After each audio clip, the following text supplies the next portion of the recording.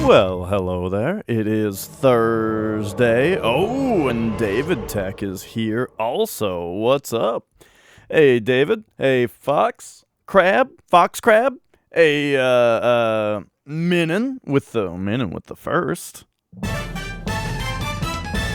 How's everybody doing? Good to see you guys. Sorry I wasn't here yesterday. Even though it was a normal scheduled time. Honestly, I was watching Popo all day, because he got Demon Souls for the PS5, and I just really wanted to just kind of hang out and watch his stream. But today it's back to Oracle of Seasons. I think I can finish this game today. That's the other thing, is I think that I'm going to finish this game today, and if I had finished it yesterday, then we would have had today to be like, I don't know what to do. Which might have been a good thing though, because, maybe it would be nice to have a decompressing, relaxing stream of something like, I don't know, just playing some Mario or something, which I think I'll do soon anyway. But all right, let's pop this in and get into it. Yeah, I've been loving it, David Tech, like really liking it. So excited to get back in and figure out what the hell we do for the end of the game. And who wants this megaphone? And all right, let's get into it.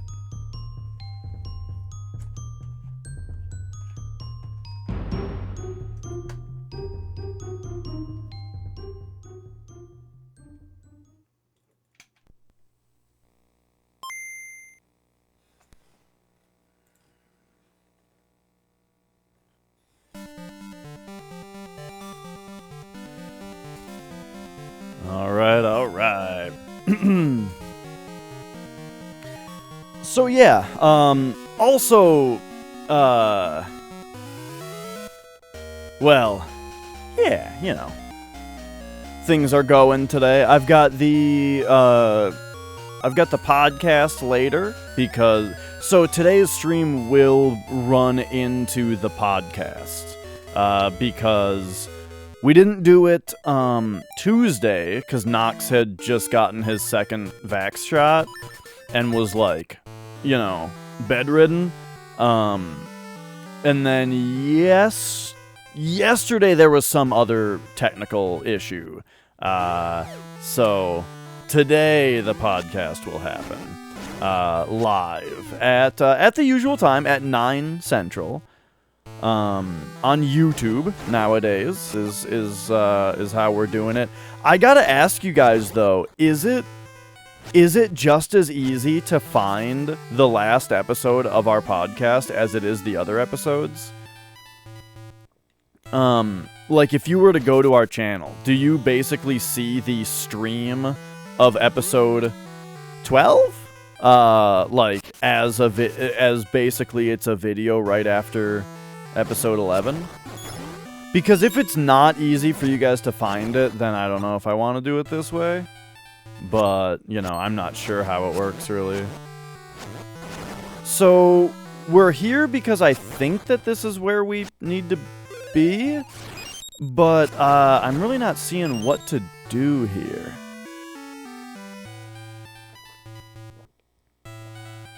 Oh, yeah.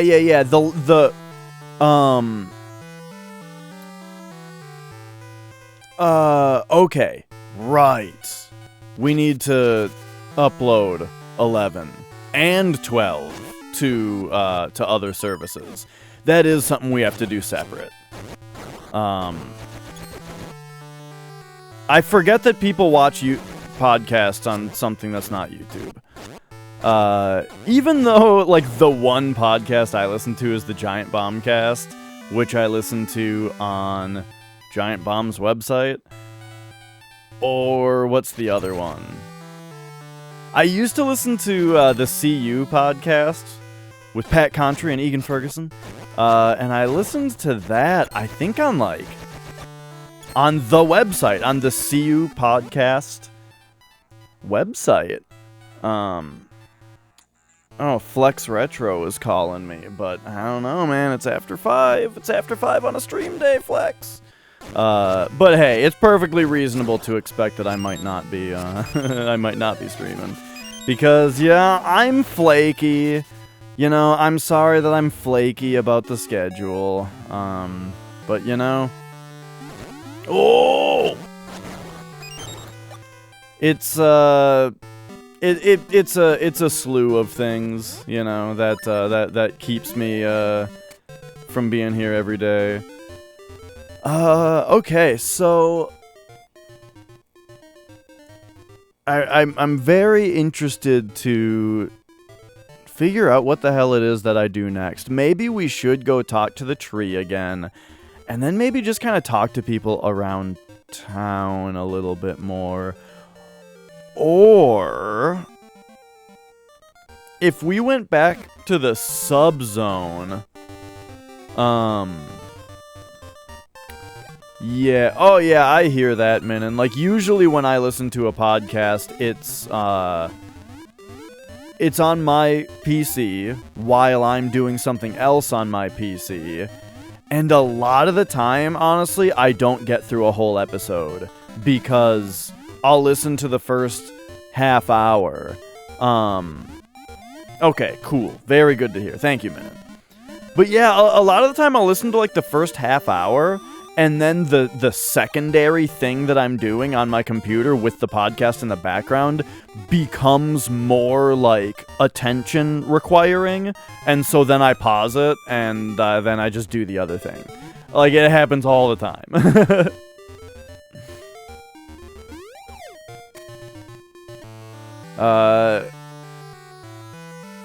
Which, you know, it happens a lot with music listening also.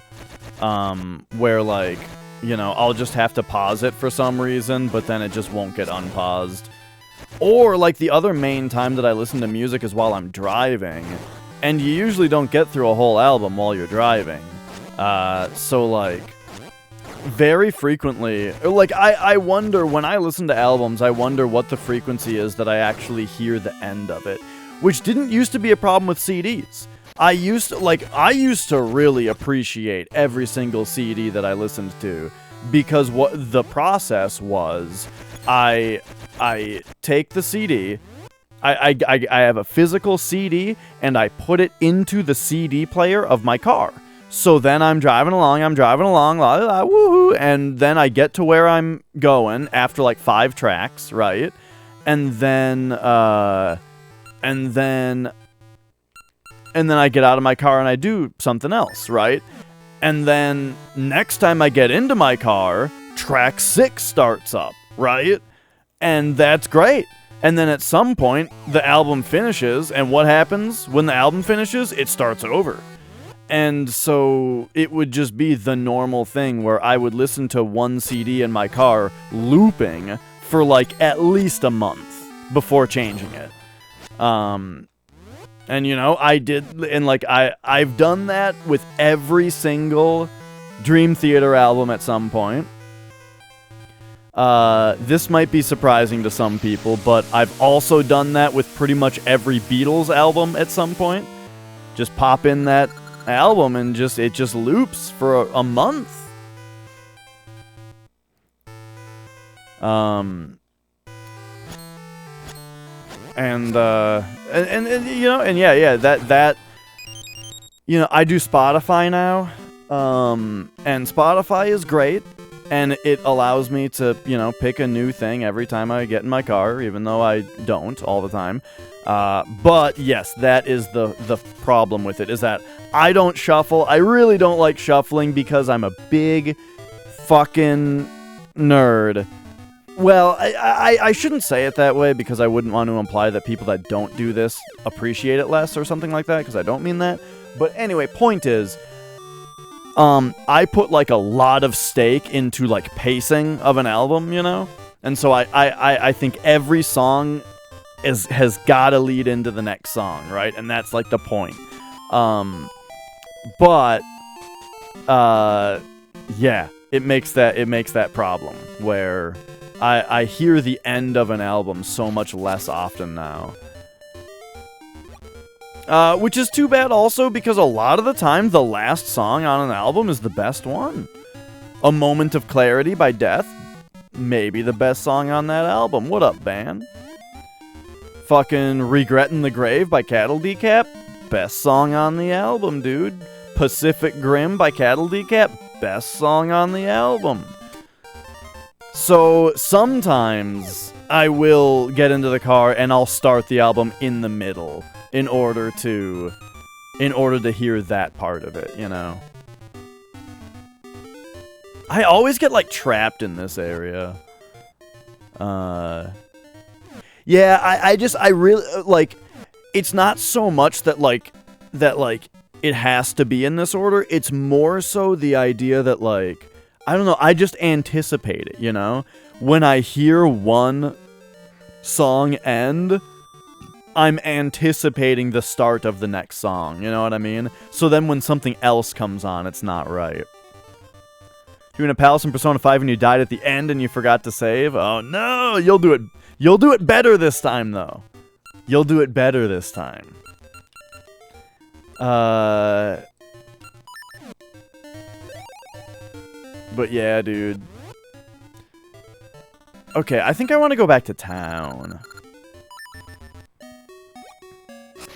But man, it's funny too, like sometimes when I was younger I would make mixtapes, you know, except they were CDs, they were mixed CDs, but we still called them mixtapes back then. I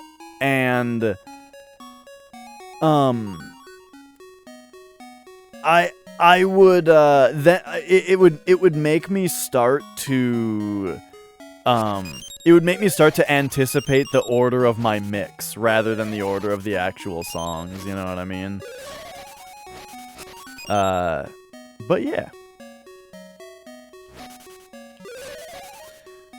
When you first switched to an MP3 player, what did you have? My first MP3 player was an iPod Photo. Yes. It was called, I believe it was called an iPod Photo. Because, get this, it had a color screen. It had a color screen, and you could browse photos on it, not just listen to MP3s. However, that thing died. There was a long, like, it stopped taking a charge, which I could probably fix nowadays.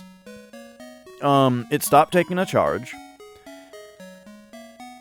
I listened to music on my PSP for a long time. In fact, I can't even remember which one is first. I can't remember if the iPod Photo was first or if the PSP was first, as far as that. But the PSP was my main MP3 player for a while. And then I got a Zune at one point. Yeah. Oh, dude. iTunes was fucking terrible. So I switched to a Zune at one point, and I really liked the Zune.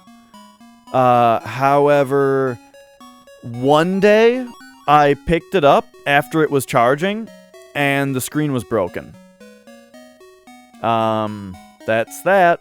I looked it up, and a lot of people apparently had problems with this, where, like, when they charged it, the battery would expand and break the screen.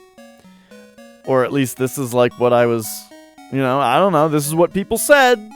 I don't know if that's what happened to mine, or if maybe I did break it, but if I broke that screen, it would be the one time I ever broke a screen on a handheld device, and I have a lot of handheld devices throughout my life. I really liked the Zune, but that's what happened to it.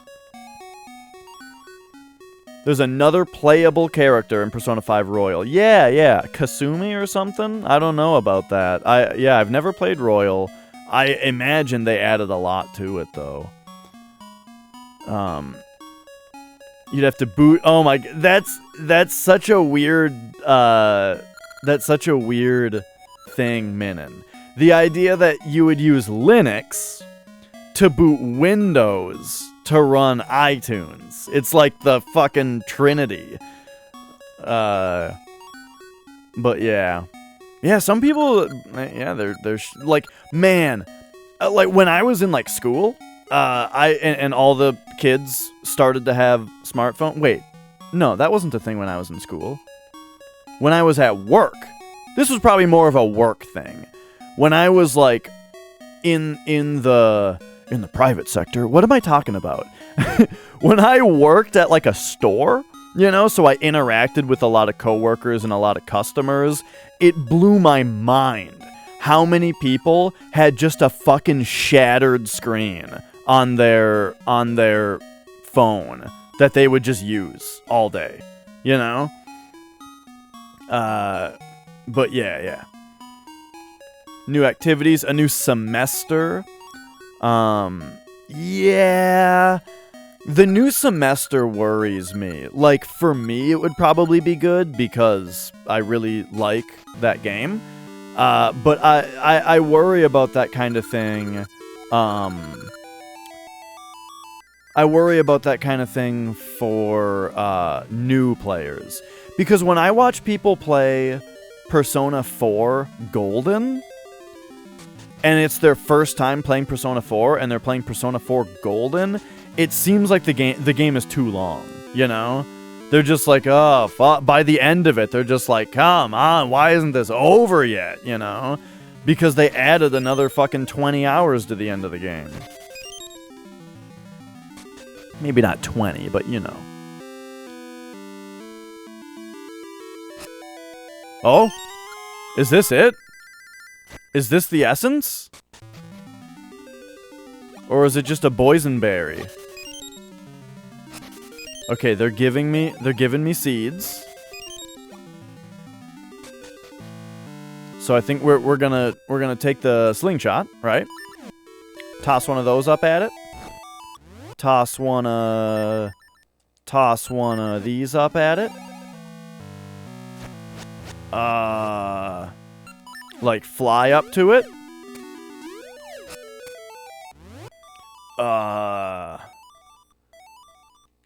Yeah, like, I liked how Persona 3 did it. So Persona 3 had Persona 3 FES, which had a second, like, on the main menu, you press start, and you can pick the journey or the answer. The journey is Persona 3, the answer is the expansion at the end of FES, you know? Or that they made for FES. It is a different thing that you pick from the menu. It takes place after the regular game, and it's its own thing. And a lot of people opt not to play it. A lot of people who play through Persona 3 for the first time, they go, yeah, you know, I don't really need to do that other thing, especially because a lot of people say it's not necessary. And I certainly, if the things that they added to the end of Golden were a separate boot 'em up, I would definitely tell people that it's not necessary. Oh, yeah, if it goes in the middle, right. Isn't that the problem with FromSoft expansions? As much as I always say that Dark Souls and Bloodborne have, like, what I consider to be, like, good expansions that you should get and should play, and they're worth it, and they make the game better overall. However, problem with them is, when the fuck do you do it? Because if you, because, like, to me, the best, what up, Josh? Thanks for the host. To me, the best time to do the FromSoft expansion is just before the game's last boss. Problem is, if you do that, then the last boss is thrown out of balance and is way too easy. So yeah. Man, if only this game had, like, the feet, where you could run into the wall and knock shit down. Okay, what are they telling me here, huh? What are they telling me here?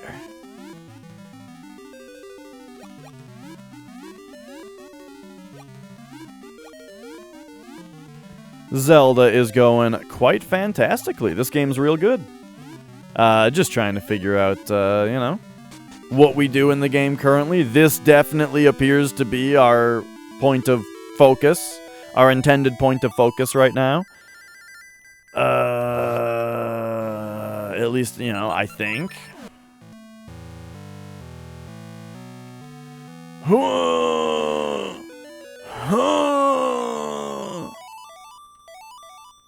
Yeah.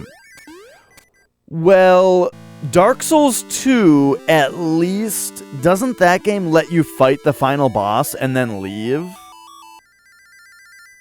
And go do the DLC? No. Wait, what game am I thinking of that does that? Was that Dark Souls 2? Yeah.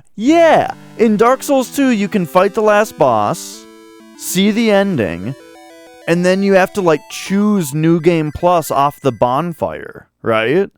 So, in order to start New Game Plus. So that one actually lets you do the DLC after.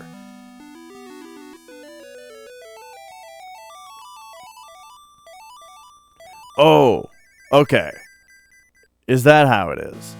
Then I'm definitely thinking of Dark Souls 3, right? Dark Souls 3 is the game where you can beat the last boss, watch the ending, watch the credits, and then in order to start New Game Plus, you have to choose it from the bonfire, meaning you can do the DLC after, right? What up, Kazco? We're talking about how DLC throws the balance of a game off. Games completely ignore character abilities in cutscenes. Oh yeah. Or how do you like when characters have more abilities in cutscenes? I think that's less annoying. But still a thing. Character get poisoned in Final Fantasy XIV right in front of your white mage, who can remove poison, heal, and resurrect. Yeah. Or like the whole thing that they always say of like, why can a character die in Final Fantasy when there's Phoenix Downs? You know? Which is one thing that I really liked that Shin Megami Tensei handled that in a fun way, where if a character gets knocked down to 0 HP in battle, their status gets set to dying. But then when they're dead, their character status gets set to dead. You know what I mean? Which, funny thing is, SMT doesn't actually use this in the way that I'm describing, but that's the thing. That's the idea, right? Though, is that in something like Final Fantasy, 0 HP means they are dying, right? And you use a Phoenix Down to revive them. But then, when a character dies in a cutscene, for story reasons, they die, right? It's kind of like, or it's kind of like, you know, it's kind of like Dungeons and Dragons, you know? Whoa, ba ba ba ba ba ba ba ba. Kazco. Oh. キャスコライブジャストサブスクライブドフォー3マンツ。Did he? Did he now? Why, thank you. Thanks, dude. Excellent to see you. Okay, we gotta get this fucking thing. But yeah, you know, it's kind of like Dungeons and Dragons, right? When you get knocked down to 0 HP, you're dying, and then isn't it like every like turn you keep losing health, and then when you hit -10 health is when you're dead, and your character is gone forever, right? Isn't that how D&D works? Or at least like D&D fucking version 4 or whatever? I don't know. But, yeah, well, Josh, you know what I say. Like, you know I like Final Fantasy, and I would very much recommend that someone plays Final Fantasy. Particularly Final Fantasies 1 through 10. You know, you'll have a good time with any one of those. You have to pass save checks to see how badly you are dying before you die. Yeah, stuff like, right. Point is, that's why you've got a chance for a Phoenix down when it's not a story death. Oh, it's kind of like in Final Fantasy Tactics, where when a character dies, they're dead for like 3 turns, and if you don't win the battle or revive them in 3 turns, then they're dead forever. Yeah.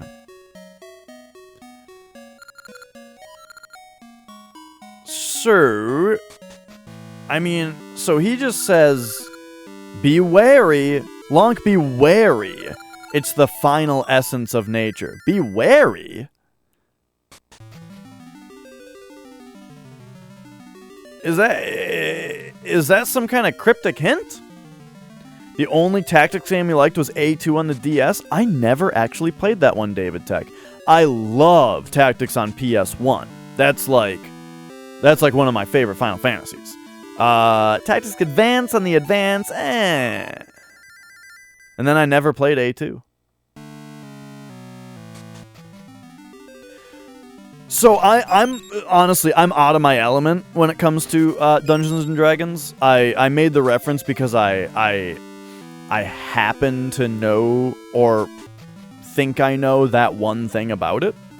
But I don't really know anything about D&D.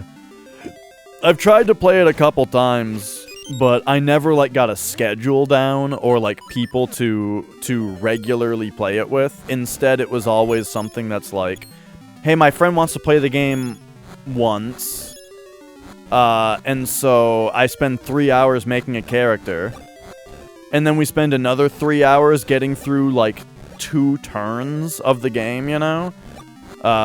We get into a fight, right, and it takes us 2 hours to get through the fight, even though it's 2 orcs. And then, you know, and then that's it, and it's time to go home, and then we never talk to each other again. At this point, I know that D&D is not for me. I am far too impatient of a person.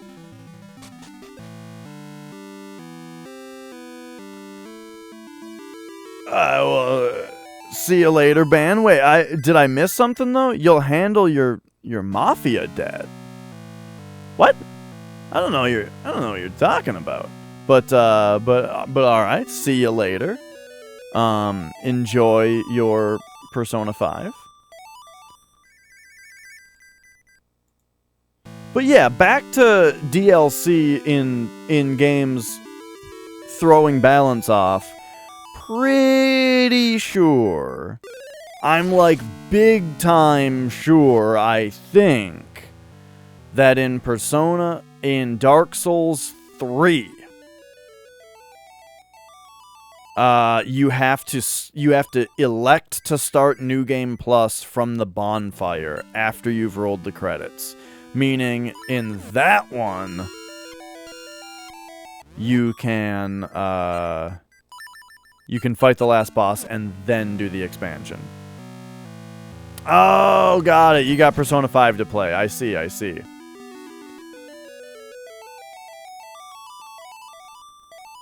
Wizards started with 1 spell per day, and if they got up to level 3, which was max, they could cast 3 spells per day. Gotcha. So they're fucking Gandalf? Is that his name? Gandalf the Grey? Yeah, Gandalf. Where over the course of 3 fucking 3-hour movies, he casts 1 spell, maybe 2. Look, I got respect for Lord of the Rings movies, alright? But when I was younger, I always found it very curious that in one movie, Gandalf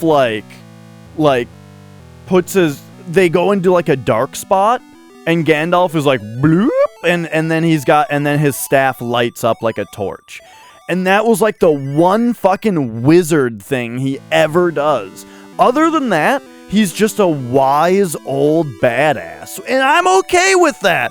I'm just saying, it stood out to me very much the one time that he did a wizard thing, you know?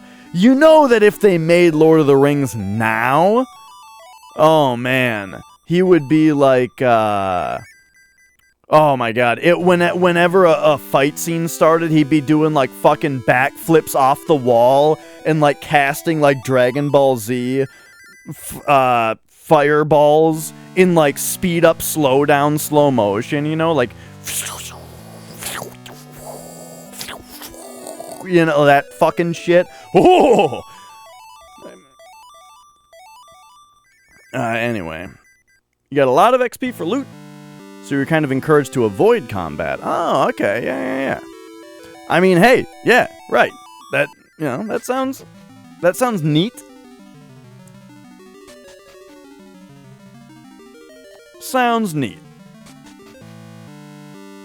But yeah, then you get people like me, though, who are like, it's a game.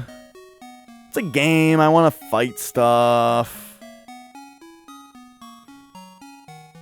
It's that whole, like, well, you know, it's that whole cognitive dissonance thing, or whatever the hell they call it, where, like, in real life, I'm gonna do almost anything to avoid a physical confrontation.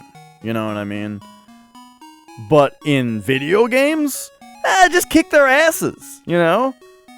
Just kick their asses. And that's how you know that you're right. It's because you beat them up. Now, killing is a different thing, though. Then, yeah, like, I in video games, I still, depending on the game and the world and stuff, you know. Yes! That's what I'm getting at, David Tech. I love, like, in a game like this, it's abstract enough where they just go pow pow and they disappear, you know what I mean? I'm not killing them, you know? I'm just beating them into submission. I don't want to kill them. And then I love in Earthbound that whole thing where it's like you fight a robot. Even the robots, it doesn't say like you destroyed the robot, it just says the robot stopped moving, you know? And then like the people, right? Like you would fight like a crazy, don't you fight like crazed hippies in that game or something, right? And then but like the death notification for them in combat is just like they calmed down. I love that. Earthbound had so much good stuff. Like, there's also the thing in, Earthbound where, like, your character gets homesick if you don't call mom. You have to, or go home. You have to call your mom to stop from getting homesick. That's such a great little thing. Okay, we gotta come back here now that the ship is gone.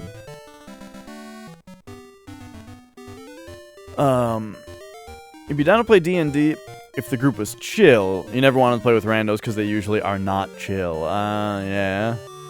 Yeah, well, I don't have a lot of experience with that, but I think I know what you mean.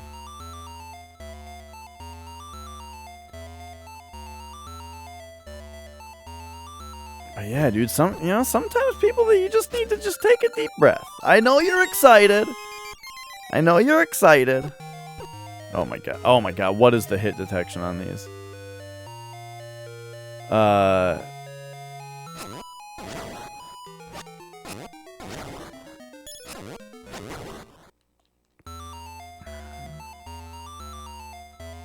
Yeah, I wonder if I could DM, you know? Like, on one hand, I feel like I could DM if I wanted. But on the other hand, I don't think I'm all that creative. Like, I would not be able to write my own story and DM it, you know? Unless it had, like, Satan in it. Then maybe I could. But Satan probably isn't in D&D. So, you know, it'd be... I could probably take someone else's story, though, and maybe do it a little bit of...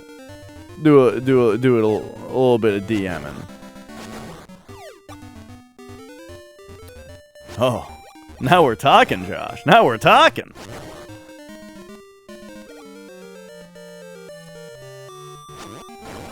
But he's a good guy, though. Satan's a good guy. Well, yeah, you know. Don't piss him off. Don't get on his bad side. Oh, I know.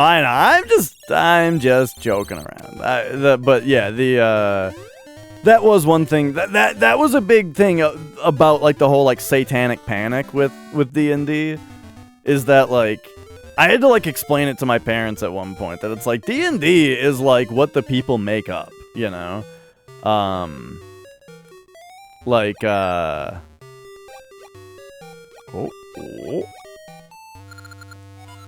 like all of the monsters that you fight, it's up to the DM, right? And like what people are allowed to do is up to the DM. It's all up to the DM, dude. What's DM stand for? Dungeon Master?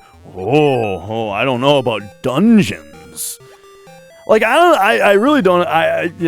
Sorry. I'm getting off topic into a topic that I probably don't want to get too into, but that was part of my not getting into D&D when I was younger. Also, was that like prime time for me to get into D&D? My parents thought it was evil for some reason. It's the Dick Master.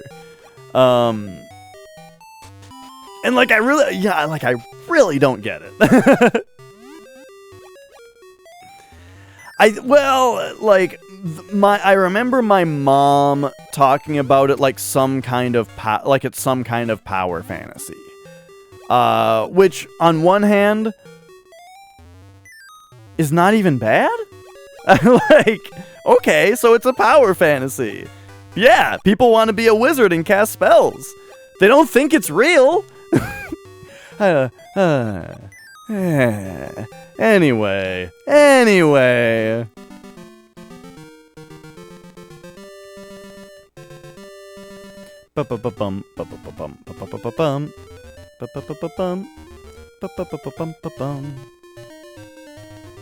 Right, yeah, I don't get it. Right. Hey, Dad really likes that Rambo movie. Yeah, you know.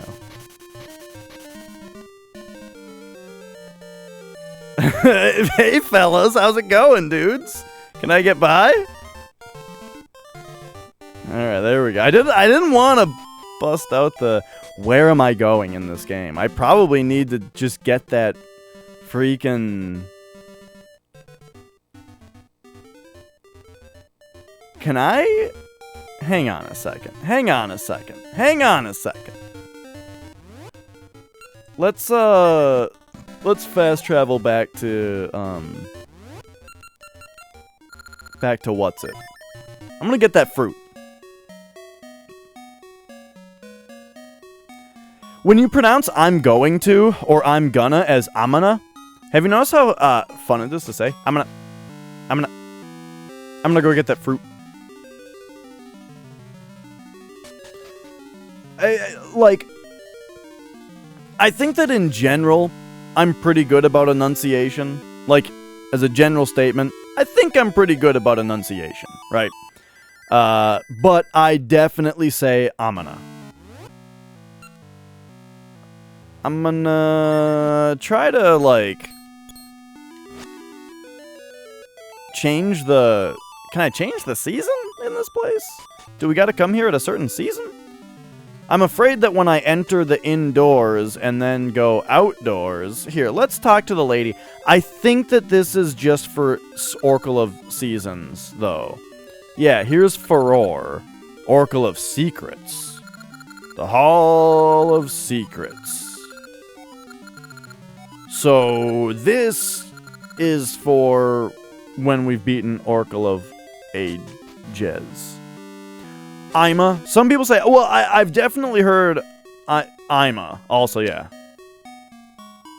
I'm an Imana guy, but I've definitely heard Ima. Like the famous Kanye West quote, "I'm a fix wolves," you know. That's what really sold it to me. That's what really got Ima on the map for me. What am I doing? I want it to be a certain season, but I don't think that there's a stump. I think it's like random every time you come in, so maybe we gotta come in the fall. Because in the fall, it'll be dropped, right? But nah, you come up here and it's summer again. Yeah, there's no season around the tree. So Link, be wary. I still don't get what we have to be wary about, dude.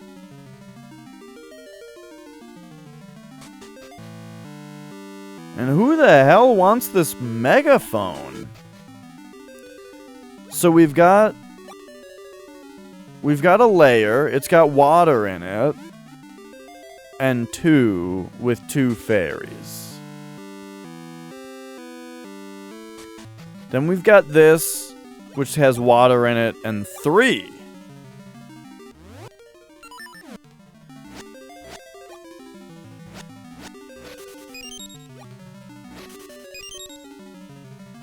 And they give us seeds, but kind of random seeds.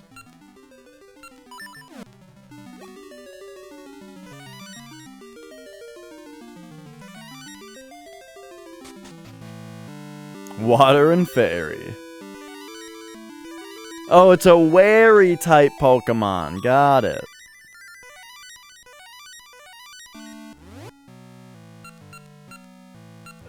Do I have to set this fucking tree on fire, dude? Maybe the smell. Maybe smell-o-vision finally matters. Nope. We're setting it ablaze. Burn it down, boys. Burn it down.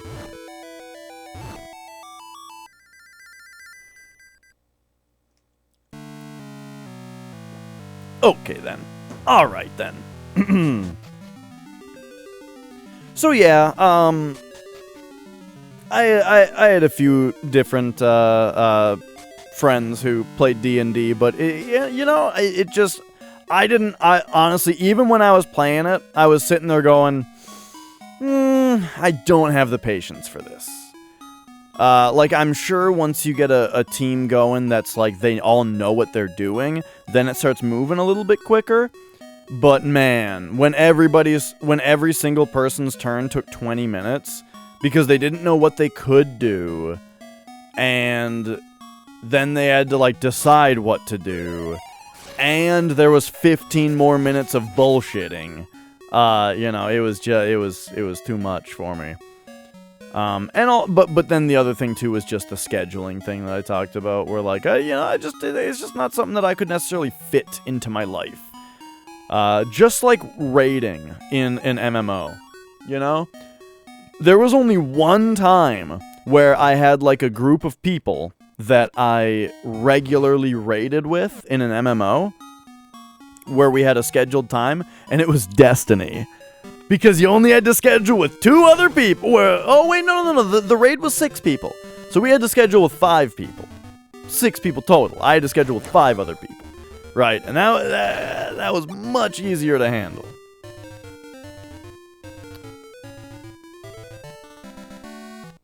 Okay, let's head over here and, see what other stuff there is to offer here. There's this. Excellent. But yeah, in Destiny, I had a crew that I raided with for a while. But then, like, so my Destiny crew, man, there was one guy I really didn't get along with, in the crew. So I'm sure, like, the other people in the crew, I think, like, they might have gotten a little annoyed about that. And then there was some time where, like, the new, like, Battlefield came out or something. And, like, I don't even remember what happened. It was like the new Battlefield came out and the other guys, like, didn't get it or something. And so the one guy that, like, actually assembled us Avengers in the first place, like, just quit. And that was the end of that. Yeah, that's too bad, Casco, because the game's great, but look, the raids were the best part. Totally the best part of the game. In my opinion, right? If you're anything like me.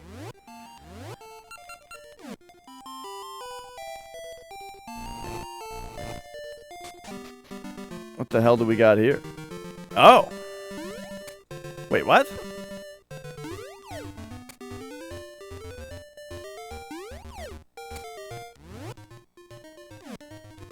What? Oh, you can use that to get up here in the not summer?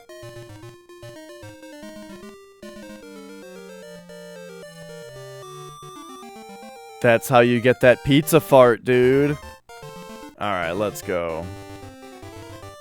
But yeah, I mean, I really liked Destiny overall as a game. But yeah, the raids were super fun. I didn't get to do the second raid because I dropped off the game for a while. Like, I played it when it first came out and did the first raid a lot. And then I dropped off the game and there were 2 expansions, one of which had a raid, and I didn't bother with either of them. And then I came back for Taken King, right? And so then I did that raid. And then there was Iron Banner, and I did that raid.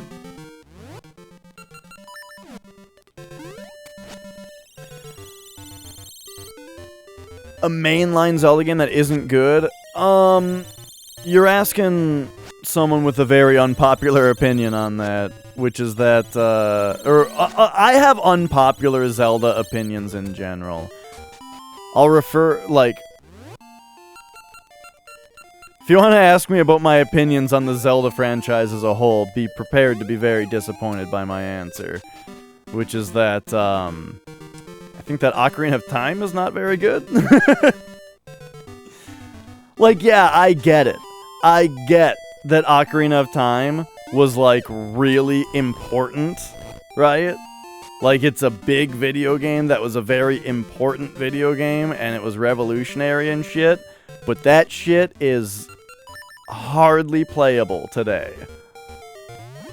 It's a game that I just can't stand playing. Yeah. Nice. There we go. We got 4 art containers. And, look, maybe I would have to go back and try it again and, like, get a little bit further. But, yeah, a lot of people think that Skyward Sword was very mediocre. My brother and I tried to play through Twilight Princess recently. And I remember liking Twilight Princess when it first came out, but I kind of liked everything, you know, at some point. And, I was really not vibing with Twilight Princess. It was very humdrum, slow, boring, nothing's a challenge at all, you just have to do it, you know? Like, here it is, collect the 18 bugs in wolf form. Are any of these bugs particularly hard to get? Nah, but it does take like 2 or 3 minutes to get each one, so you're gonna be here for a while. You know, and it's just like, ugh. And then fucking Midna. Like, people talk about Navi being an annoying sidekick that talks too much and tells you what to do too much. Holy shit. Midna is, like, doubly bad. So, maybe it gets better. And I don't remember. But I was not vibing with it. I would like to play Skyward Sword, though, because, yeah, I haven't played that one. I don't even own it. It's kind of weird. I guess I didn't own Oracle of Seasons or Ages until just recently. I also don't own Spirit Tracks. So at this point, the only Zelda games I haven't played are Oracle of Ages, Skyward Sword, and Spirit Tracks. And Triforce Heroes doesn't count.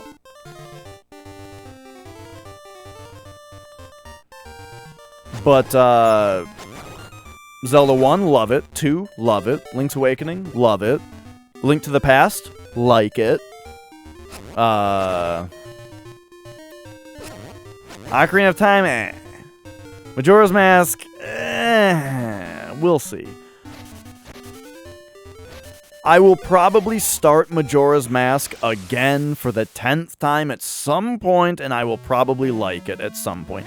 I can tell, when I play Majora's Mask, I can tell, like, this is a game where at some point in my life, this is going to click and I'm going to like it. But it has not happened yet.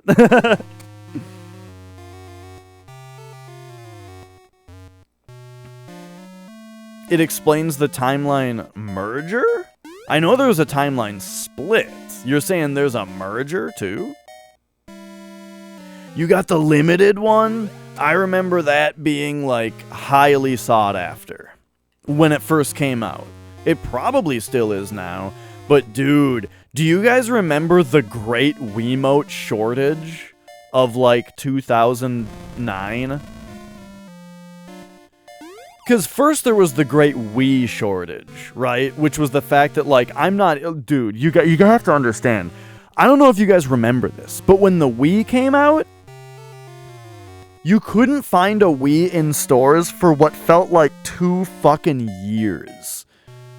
Like, I worked at GameStop when that thing came out. And for what felt like 2 years... It was a every 10 minutes occurrence at GameStop that someone pops in their head, "You guys got Wii's?" "Nope. See you tomorrow." And then that's it. Just like Melon right there. Just pop in their head and just "You guys got Wii's?" You know, and that, like, it was like that for so long.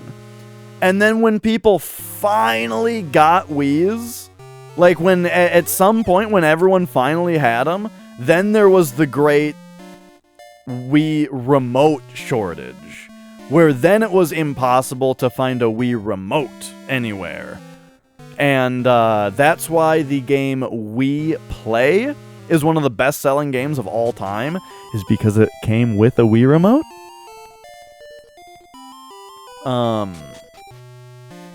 Like... Because that was the thing. Wii remotes were $40, and they were sold out 100% of the time. And then there was Wii Play, which was a $50 game that came with a Wii remote. And so most people just bought that when they couldn't get a $40 Wii remote. And that's the story of the great Wii remote shortage. I don't remember the Mario Kart shortage, actually. You know, I didn't actually play that game. Which is kind of weird, because, Dash, you're a Mario Kart prodigy.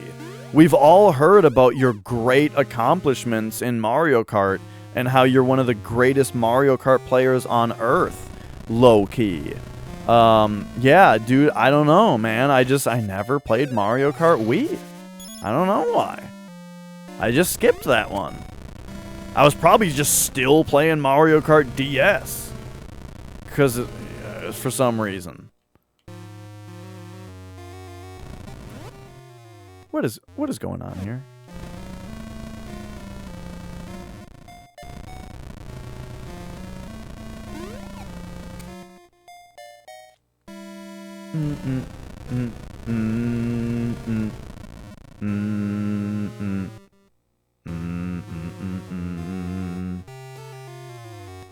When I was in college, and so there was occasional drinking involved, I was notorious for being like, you could, like, I'm not necessarily proud of this, right? The fact that, like, there were days, right, where,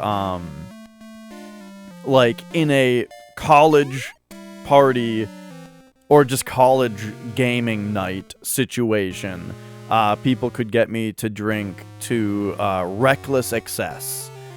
And when I was basically at the point where like I could not play Mario Kart without losing balance and falling out of a chair anymore, I was still kicking everyone's ass at the game. Even my roommate who didn't drink at all. So he was stone sober, right? I was still kicking his ass.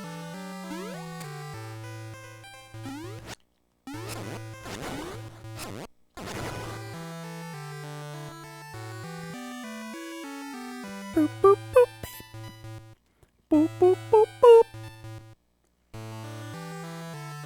So here we are again in this place. Yeah, dude, I don't know what to do in this video game right now.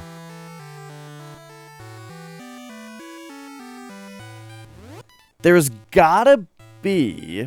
Okay, you know what we need to do? You know what we need to do? What is this? Level 6? We have to figure out where the final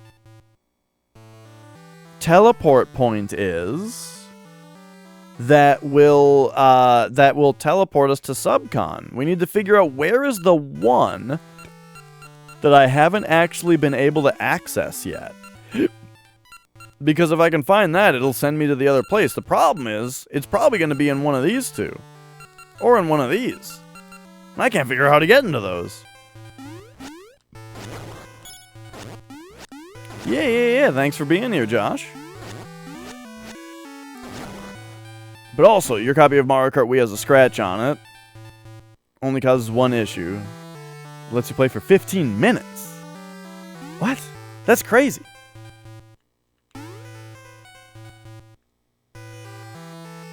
So you can get through one race. You're sure it's not just like the song that plays at the end of a race is the part that's scratched, so when it tries to load that song, it freezes or something?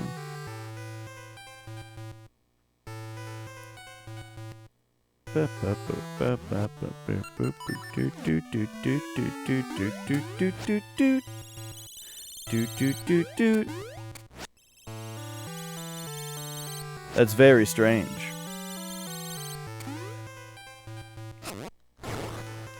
Have you guys seen that pinball game on PS2 that has the really good soundtrack for some reason?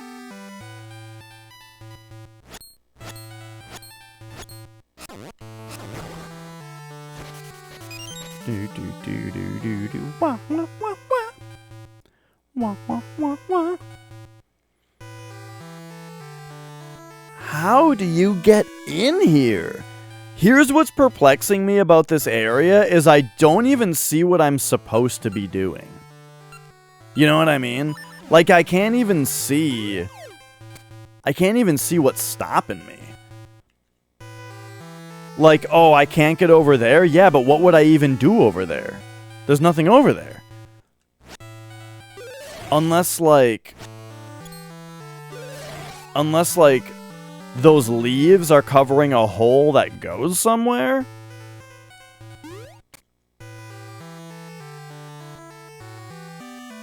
I gotta take a closer look at this. 'Cause like I'm saying, I don't even know what I'm missing here. So we can hit this and we can boom all night long. We can go to winter, right? The winter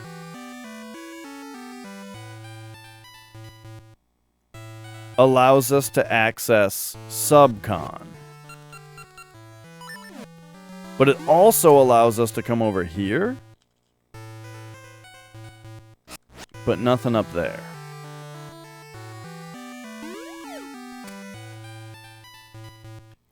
So, if we do this, it sends us here, where we can go in here and talk to this guy. This shoots off huge fireworks.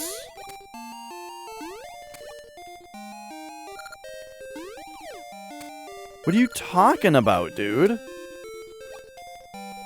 I mean, let's wait for the fireworks then.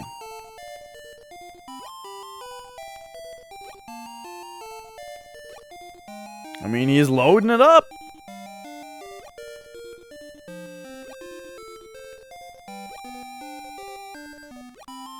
Yeah, okay, yeah. He's loading it up.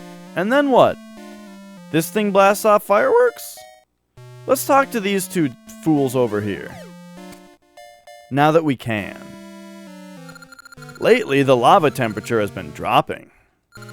Things haven't been right ever since that temple fell. Yeah? So what about the fireworks? Okay, how about you guys? What great lava. A lava bath is the best thing after practicing the Subrosion dance. Oh yeah?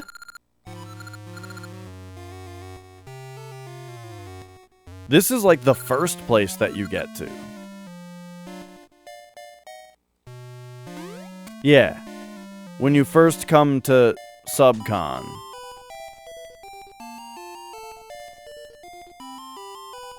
I don't really remember this.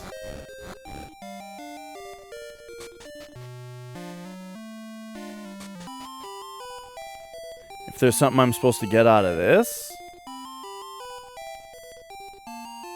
I don't really see it. So, you know, alright.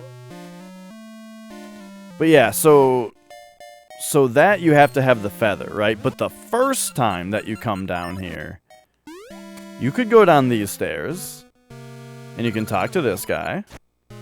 Wait, what did he say? The volcanoes have been acting up because of the temple.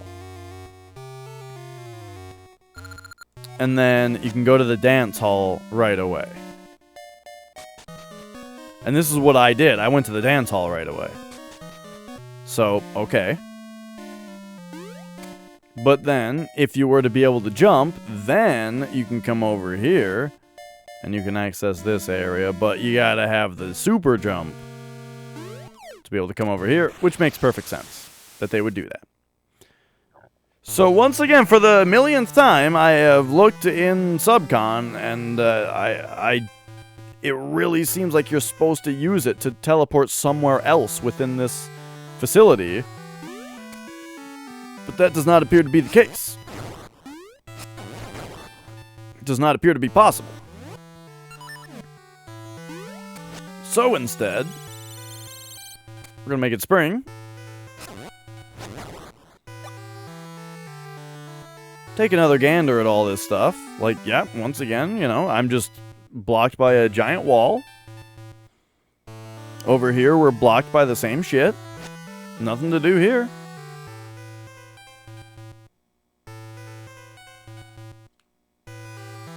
This hides nothing. I mean, bloop. Okay, alright.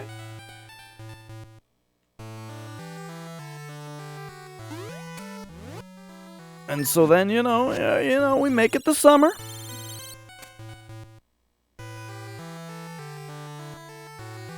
So the summer has vines that let you get back there if I wanted to. But I don't. There's nothing there.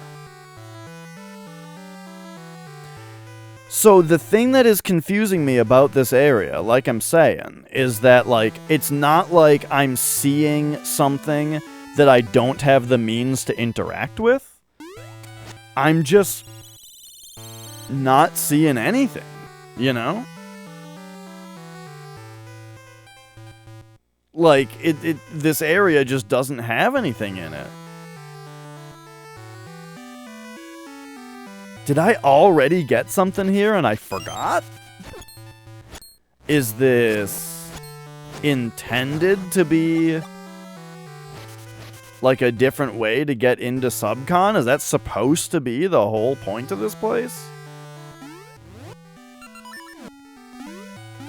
Doesn't seem like it.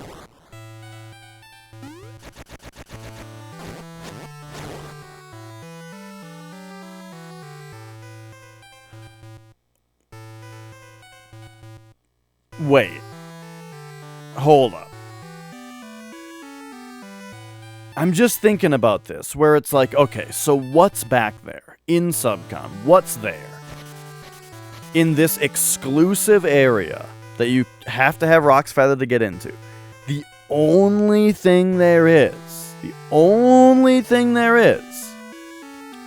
is a guy throwing shit into a lava pit. Right?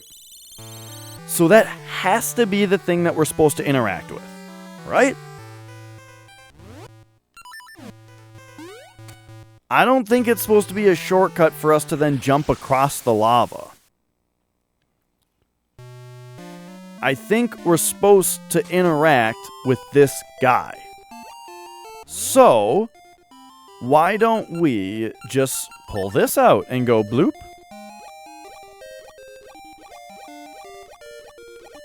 Put some shit in here, you know what I'm saying? Let's put some ember seeds in here. Let's go, dude. Okay.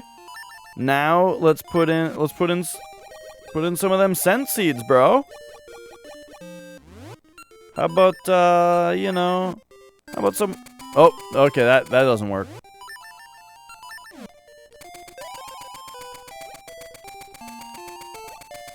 Wait, this just goes straight down. Okay, all right, that doesn't work either. Well, there you go. Okay, we did it. What do you mean this shoots off huge fire? What are you talking about? Perhaps we need to... What up, Jeff? Oh. Oh. Oh, finally, dude. Yeah, we're raising some hell now. It even works out there, huh?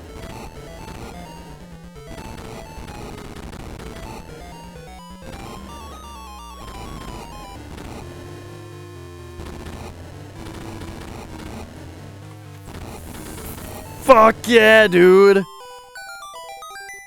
Rain it all day. You did it. Cool. Yeah, you know, me too. It's to some point, but, you know. Like the first time that I came in here and I was like, let me throw some shit in there. Yeah, you know. What up, Tolanin? Alright, we did it. There it is. There's that big moment that we've been waiting for. You know, it only took over an hour into the stream already. Holy shit. Wow, that took me a long time.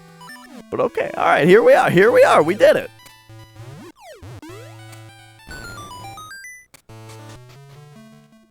But, you know, I had to put my video game hat on, you know? And just, like, really fucking think about it. Like, you know, it's a big part of gaming.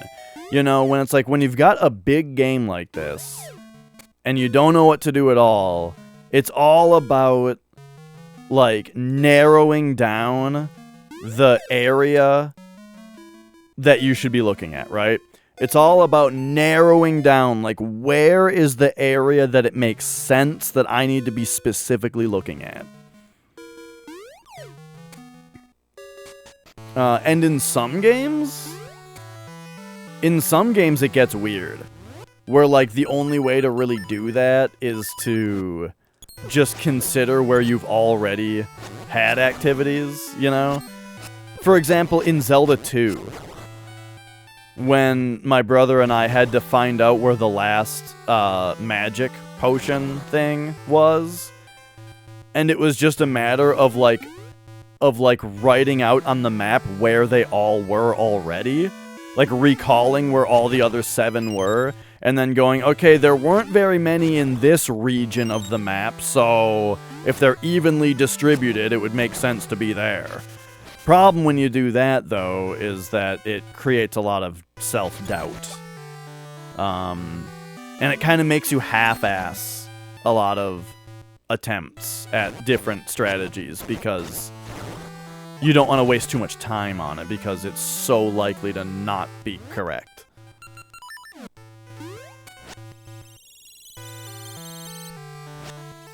Which is like what I was running into most recently with, what game was it? The Zelda second quest.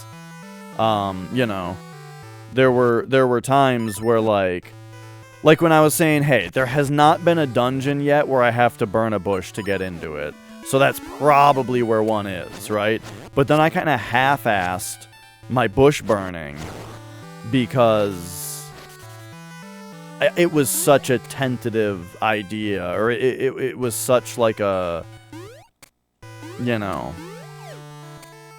unlike, like, it was such a not solid line of thinking.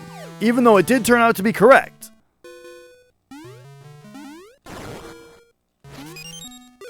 I also half-assed it because I was insisting that they weren't going to make me find the bush-burning dungeon until I had the red candle. But I just underestimated the brutality of that game.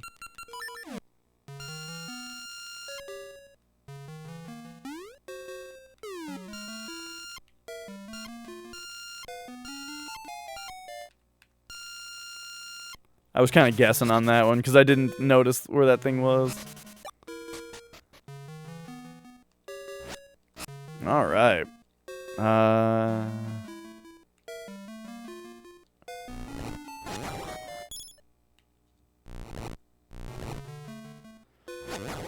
Okay. Oh?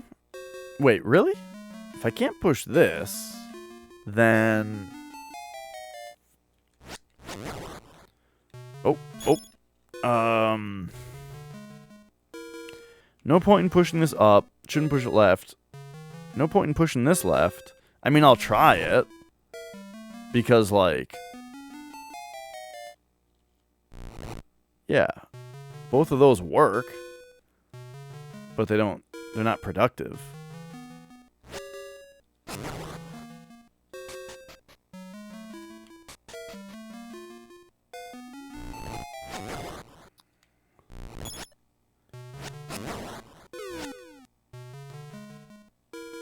Okay, they're doing something clever here, I think.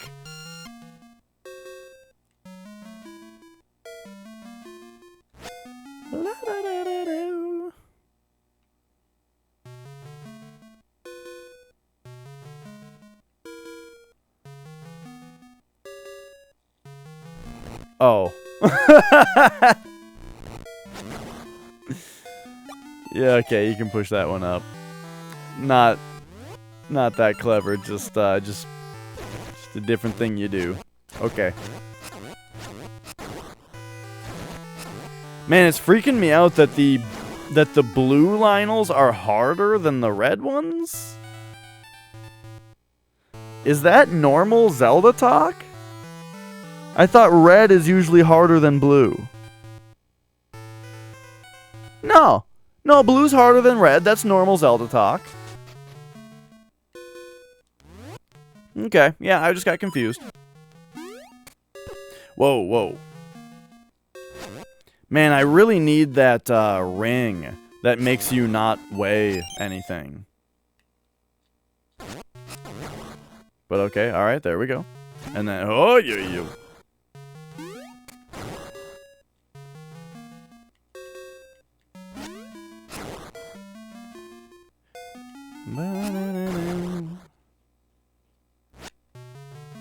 I'm really glad that this underground theme is still in the game. As in, like, it's just taken directly from Link's Awakening.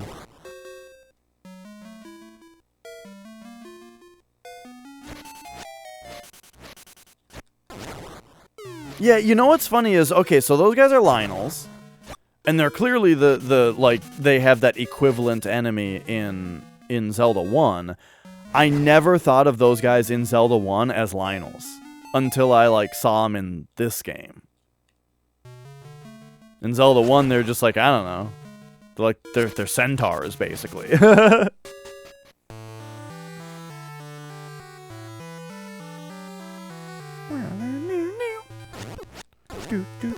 Whoa, he's kicking my ass.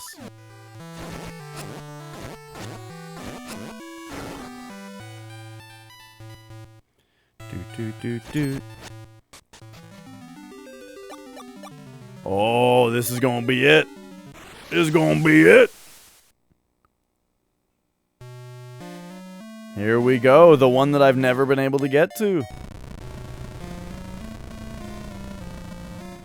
Gets us up here into this guy, yeah. So level 8 is in Subcon. Sword and Shield Maze. Alright, cool. Here we go. Level 8. I wonder if you can freeze. Nope. So we got whiz robes already. That's a little brutal. I do feel like I should probably have an upgraded sword by now. If I, like, talked to the townspeople more and that kind of thing. What can I say, though? I never found who wanted this megaphone.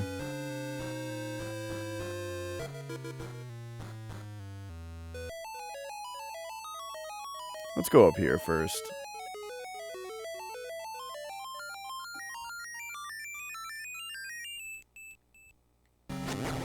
Whoa. The music went off there, dude. Okay, hello, bats. I guess the boomerang probably just takes out a bat. Yeah.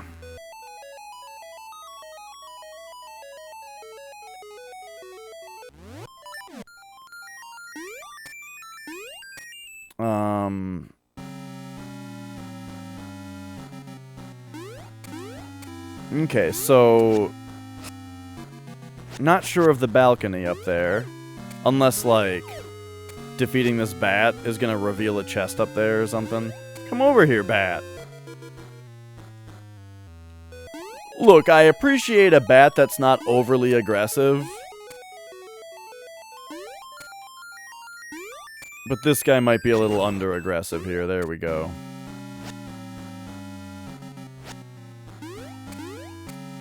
Sword and Shield Maze, this place is called.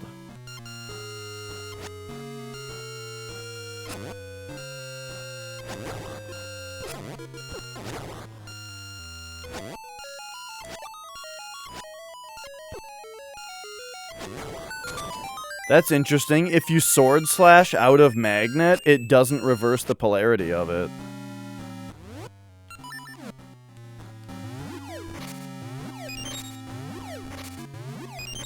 Okay, alright, alright.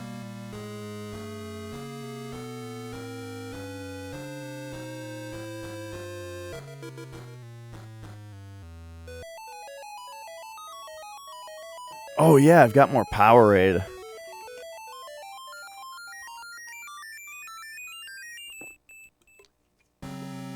Again, you know, not my first choice, but hey, you know, it's pretty good.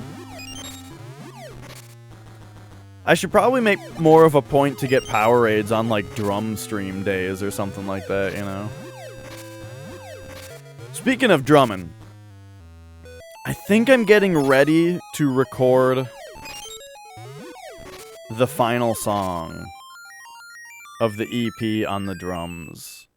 I could certainly be better at it, but I think I'm at the point where I will be able to get a recording of it. I'll be able to do it, right? At least for, like, the demo version, right? I think a lot of stuff is going to be redone at some point. Okay, so to get this guy, we need to use this, right? And we need to, like, grab this and... Oh, do these need to be bombed? I tried to do that. Okay, yeah. So don't let him get in here with us. Oh, oh. There we go. And then we grab this. Bring it on over. Oh boy.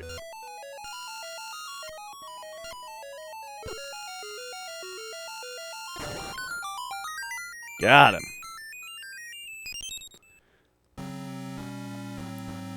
And now we get a key before we've even seen anything locked, so I'm just gonna use this key willy-nilly on the first lock I see? Or do we try to explore everything we can explore without using any keys first?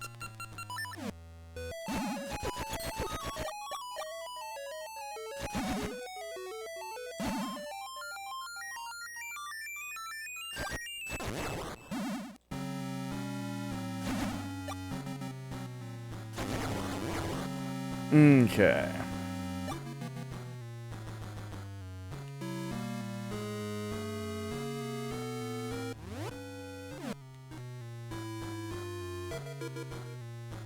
So here we go. Key spot number 1. Access to another floor. I don't know. That sounds like a big commitment. Oh, boy. And then what's this? This looks like you probably have to access this from the other side, because you got to hit the button to extend the bridge. Ooh, look at this dungeon. It's very, linear.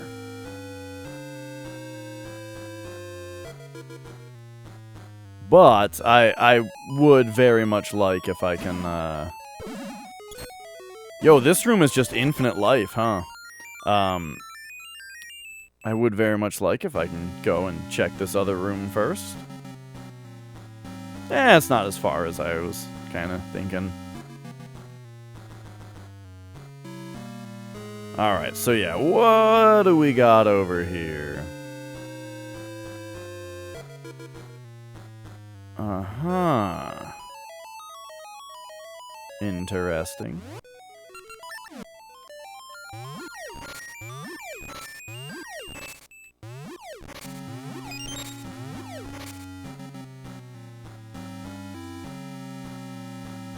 I guess, oh,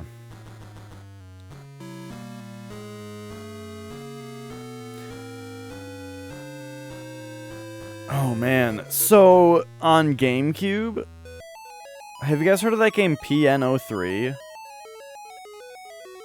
It was the other Capcom 5 game.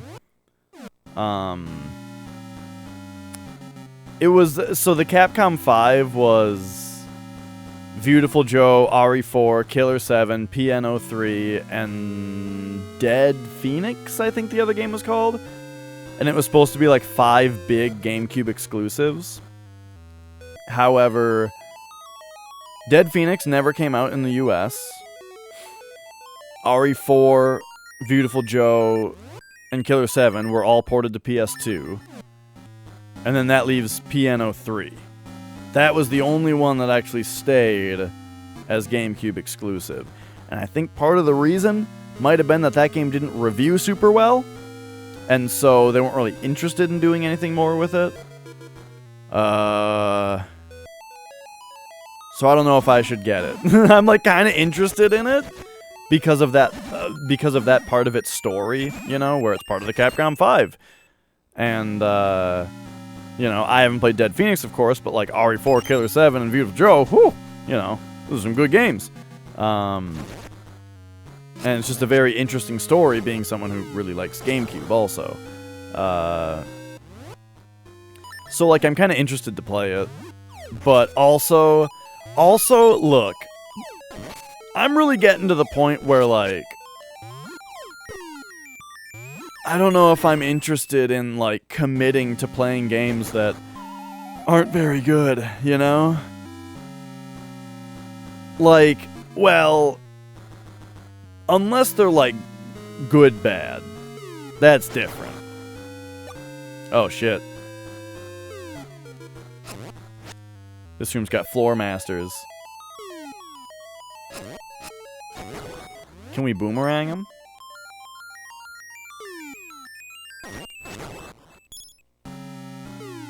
Like, we can boomerang them.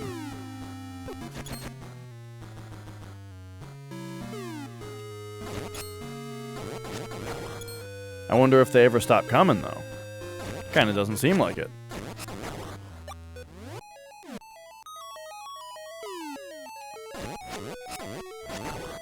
Like, I feel like... I feel like these are just bait. But I mean, we got a bomb.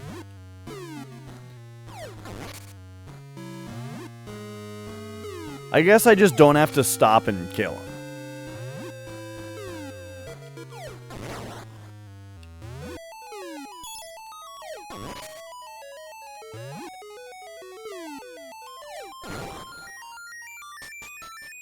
Okay, alright. Well, you know, that's fine.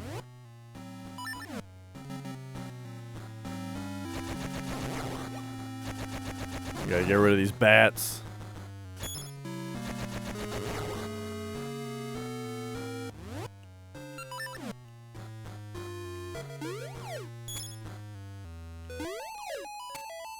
Okay, yeah, you know, you just go when it looks like you're supposed to go. Oh.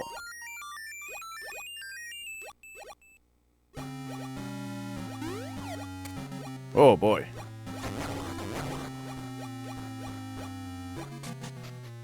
Okay, alright. Oh no.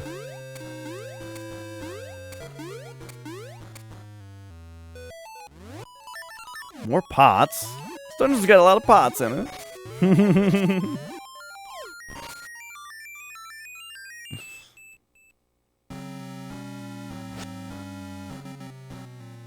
Okay, I've not seen these like fire bats before.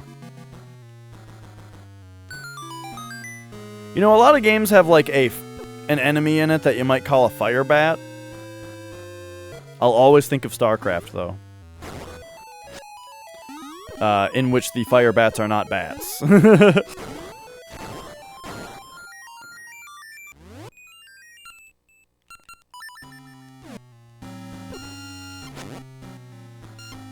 What up, Jay? Hate this enemy. Hate this enemy.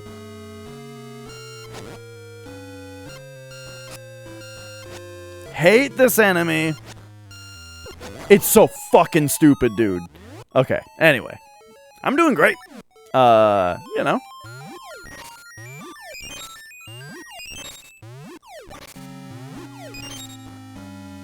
You hear the word fire bats, and in your head, you just hear, fire it up. Need a Wisda. Okay, here's the thing. When you build a fire bat, they say, need a light? Am I the only person who thought it sounded like they said, need a Wisda? Every time. Need a Wisda? And I was like, what the fuck does that mean? Need a Wisda. There were... A lot of the voice lines are fuzzy, and I noticed that I very often interpreted an extra syllable in them. Like, what was the other one? Engage. When the battlecruiser says, engage, it sounds like in the cage. In the cage. You know? In the cage. It just sounds like there's another syllable in there. Dude, I could talk about StarCraft voice lines all day, though.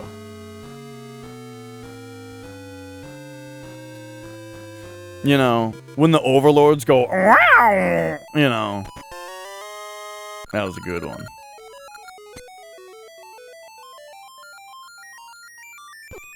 Ah! Never know what hit him.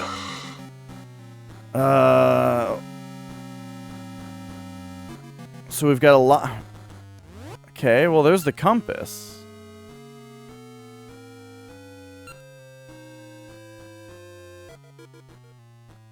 So you're saying I missed something?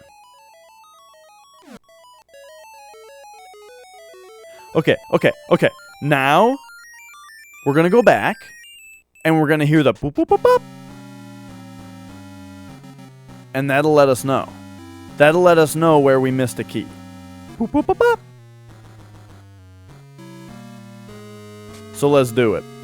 You know, of all the things that they added in this game that I really like, you know, like this game in a lot of ways just feels like a better Link's Awakening. Did they have to put ice in the game? Who likes that? Who likes ice? They might as well have also put fucking wind in the game.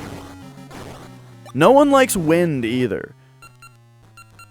When there's like a strong wind in a game that's pushing your character around, oh my god. I cannot definitively say whether they did or didn't put ice boots into the game because I might have just missed them.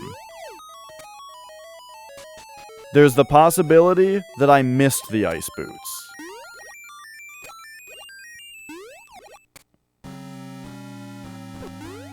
Oh god.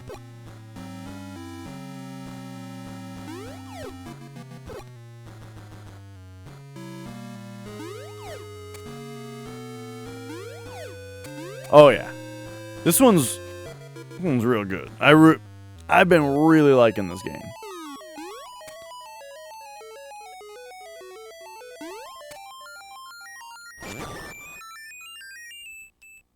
Okay, all right. Where's that key?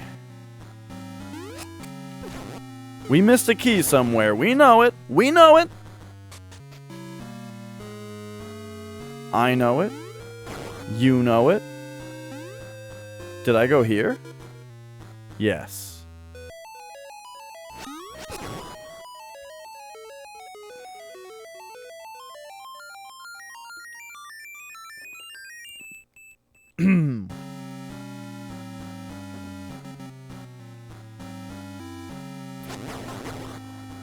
I've got a blue Powerade, and then I've also got some water that's in a blue bottle.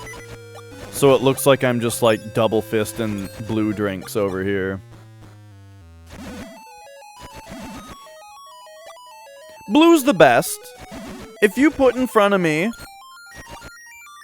if you put in front of me an orange drink, like I don't know what they are, right? I don't know what they are. For all I know, we could be living in like the fantasy bizarro world where like yellow is like banana instead of like the obvious choice of lemon. Or like green is like sour apple, right? But you're putting in front of me, orange, blue, red, purple. I'm probably going for blue. Probably. Never going for red. Oh, shit, wait, was that the tone? What if it's this? So I am supposed to... Oh! We gotta do this, motherfucker. There we go. Okay. Should have thought of that earlier, honestly. The purple stuff from the Sunny D commercials. I don't remember Sunny D ever having a purple drink. I was a big fan of Sunny D when I was younger, though. We called it Sunny Delight back then. It was Sunny Delight. And it was delightful. Delightful drink. I hate this enemy. Patch this enemy out of the game. Someone do it.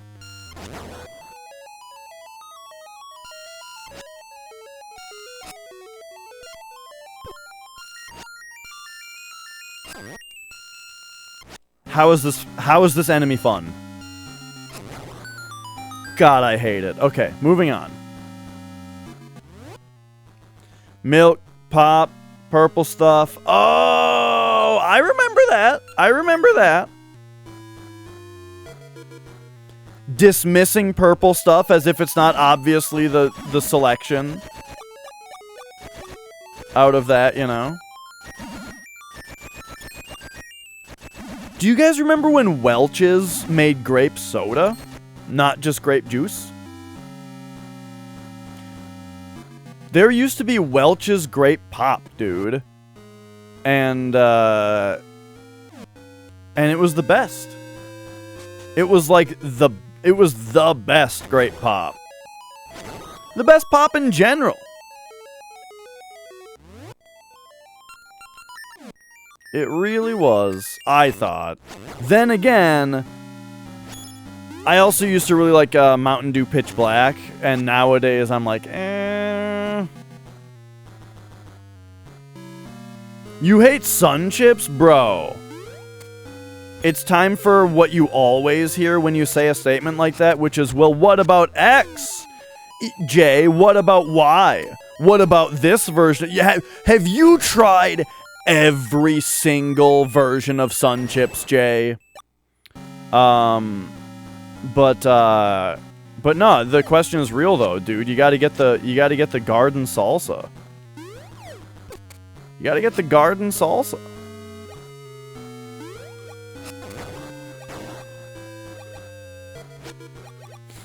I will destroy a bag of Garden Salsa Sun Chips. Harvest Cheddar? Harvest Cheddar sounds pretty good.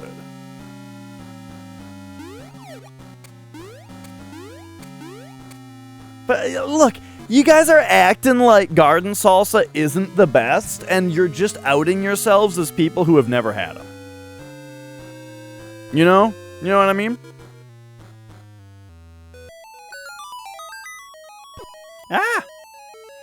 It's like when someone says Dark Souls 2 is the best Souls game, and you're like, oh, so it's the only one you've played. Ah!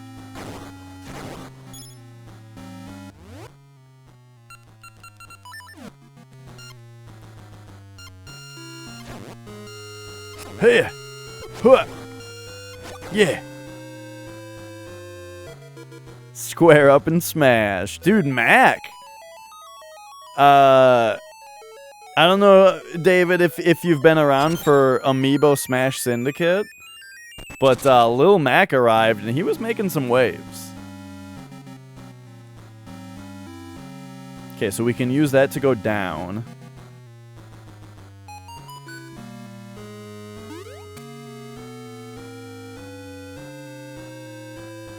Nice, nice. He made some waves.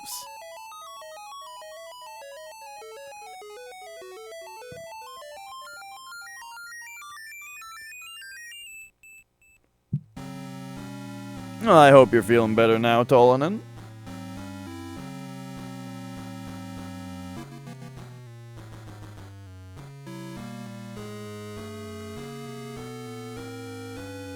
Was it Mac versus Peach? I could check my notes. But yes, that does sound familiar.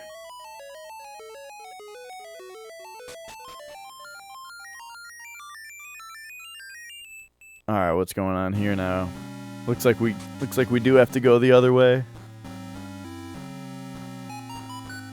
No Pac-Man yet.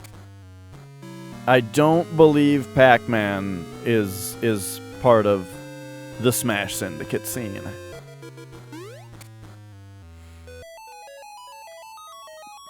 But yeah, you know, I like as far as Sun Chips go, I'm into the Garden Salsa. Cheddar sounds good also, but what are the chips then? So you guys are gonna destroy some chips, right? What are we talking?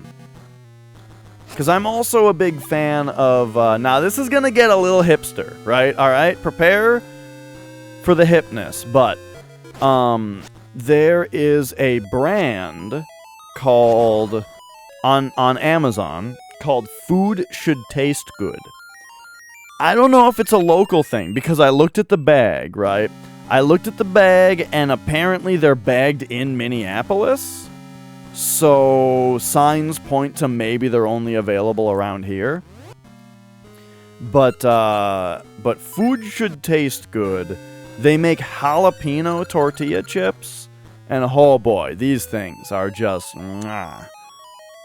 A silent watch may be needed. Oh yeah?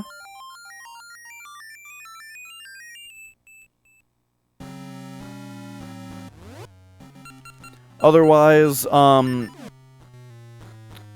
you're into the spicy sweet chili Doritos. Those are popular. I like them. I like them a bit. I get sick of them pretty quickly, though. Dude, Doritos have a Tapatio salsa picante flavor. Here's the deal. I don't like salsa. Really, because I'm not into chunks. You know what I mean? I'm not into like chunky stuff. So I don't like salsa because it's all about big chunks of shit. You know what I mean? However, lightly blasted. Oh yeah? I feel like something's either lightly sprinkled or it's turbo blasted. Lightly blasted sounds funny. But you love the chunks. See, so I'm not into chunks, but I like what salsa's going for, though. You know, I like the taste of what they're going for with it. So, oh god, there's fire on top of me. Is this legal, what I'm doing right now? Okay, yeah, it's not working. Yeah, the texture of it, right. I don't like how it feels between my teeth and shit, you know? Don't like it. Get it out of here. And so...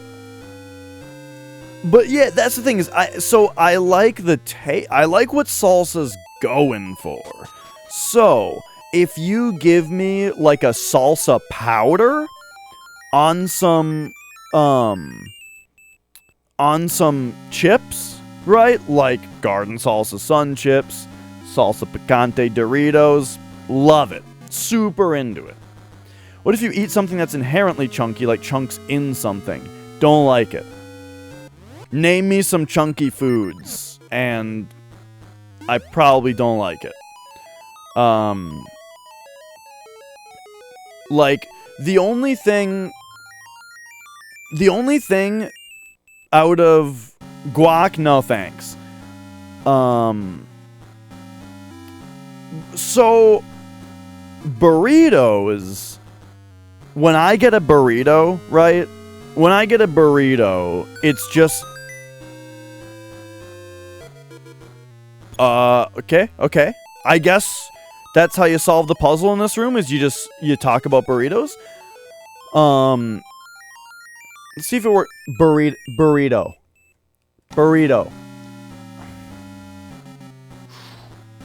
I'm stumped on this one. When I get a burrito, it's like, give me meat, give me refried beans, give me cheese, right? And that's it. That's all that goes in a burrito. Hey, we got the map. Oh, okay.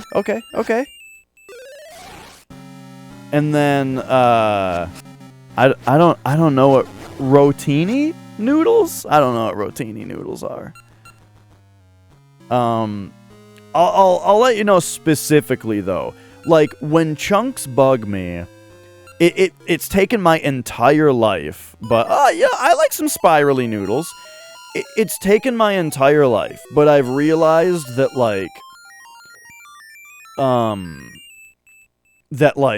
if you have some mashed potatoes and they haven't been absolutely perfectly mashed, and so there are little bits of potato in there that are a little stiffer, I can finally handle that. I can actually eat that now.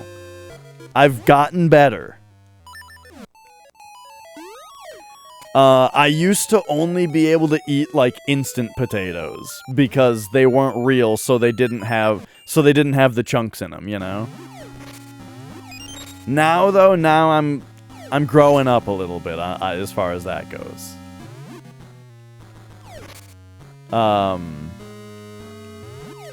Oh yeah, like bubble tea. Oh man, Nicole had me try some bubble tea one time, and it was not to my liking. Pulpy. Oh, get the fuck out of here with pulp.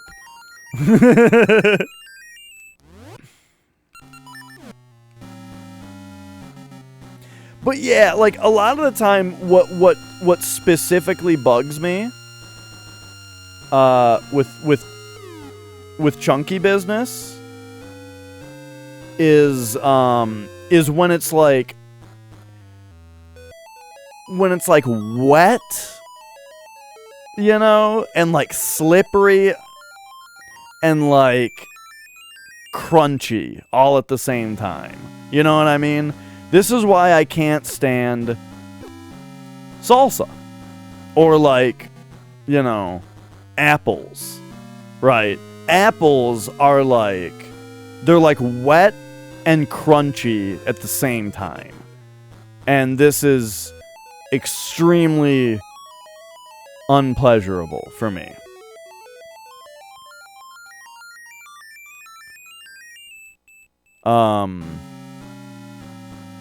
Yeah, aren't we fucking special?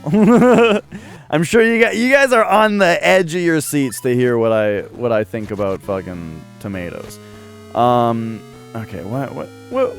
Oh! Okay, he did get up. And we just, right, you just boomerang. You just boomerang him.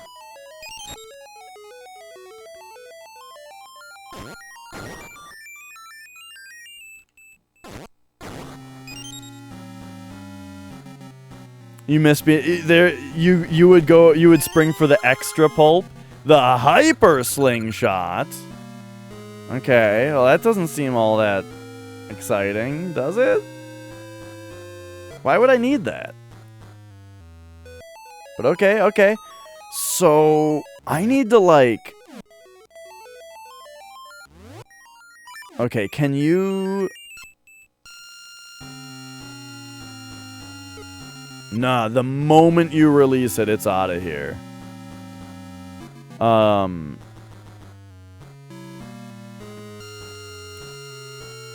So what if we push it all the way like this, and then like this, and then maybe like this? Nope, no good. I mean, I'm just blindly going here. So the only way is gonna be to pull it from here. So it's gonna be like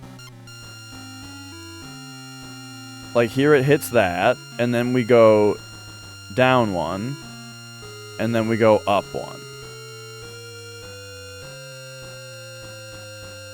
Oh, it sticks right there?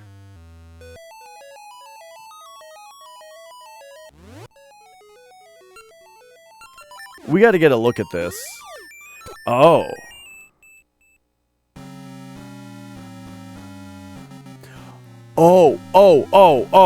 Oh, he's done it. Okay, so we go, grab it like this, drop it right there. Then we pop down here, and it's over here. What got me on the chunk thing? Oh yeah, salsa. Yeah. Look, I'll level with you also, though. Yeah, someone, like, one of the first things someone asked was guacamole. I've never actually had it. It's just one of those things where it's like, look, I know what I like, and I know what I don't like. And I can look at guacamole, and I can say, I'm not gonna like that. I'm not gonna like it. Boom, there we go. Okay, so now this dungeon is pretty cool. Pretty cool so far. So now we go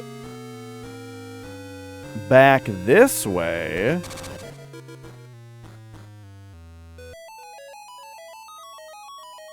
Oh. Uh-oh.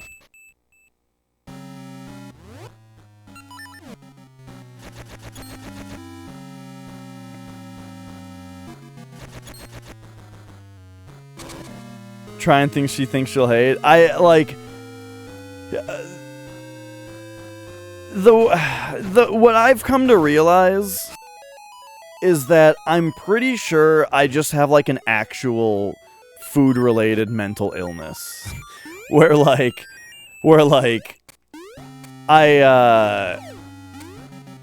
there's just certain things that I'm just straight up afraid of. You know what I mean? And like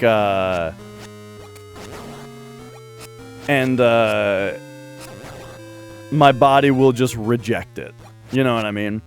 For example, broccoli, right? So I had I tried broccoli recently, again. And the thing about broccoli is that, like, if it's got some sauce on it, you know, then, like, the tree parts of the broccoli is pretty good. Like, it tastes pretty good. And, like, the texture isn't so weird, right? But the entire time that I'm chewing it and, like, thinking about swallowing it, my brain is just going like, it's not food. It's not food. It's not food. Spit it out. You know? And I'm like trying to resist the urge to just... Yeah, like, it's got... Oh, yeah. Like, that's what I'm saying, is it tastes good because of the seasoning and whatnot. Oh, yeah. Asparagus. Ugh. Even though, again, it's like you put some butter on it, it tastes fine. Oh, yeah, I don't mind that. I don't mind the question at all. Like, eat like, with some butter on it, right? It tastes fine, but it's just, it's just like, I'm just, like, panicking while I have it in my mouth. Just like, I gotta get rid of this. I gotta get rid of this. It's not going in my throat.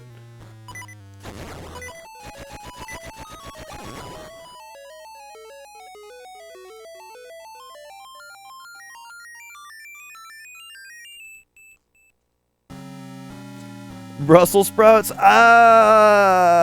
So Nicole really likes Brussels sprouts, and she makes them frequently.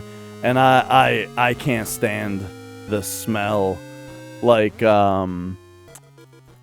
she makes Brussels sprouts, and it's like I can't even be on like that floor of the house for the next several hours.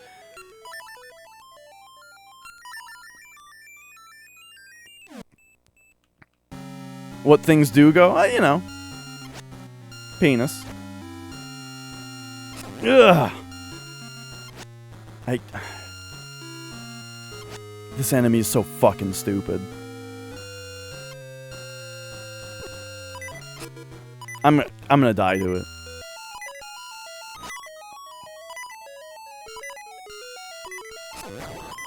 Okay. I just need to get back to that room that's full of fairies. I don't know what a kale chip is.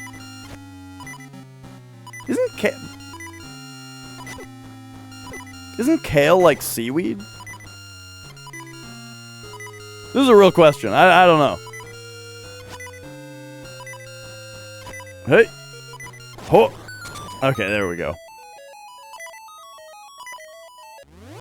Mushrooms or raw meat? I can't say that I've ever tried raw meat.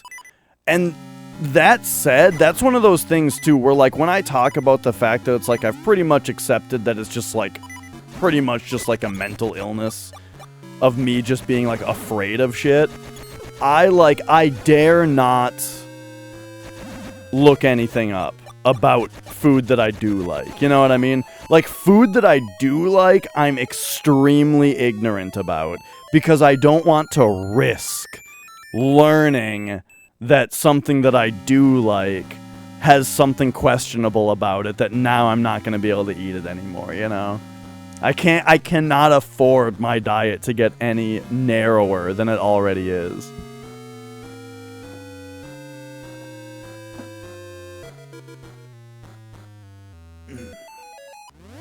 Kale is leafy? I don't think I've had it. Alright, there we go. I got all my hearts back.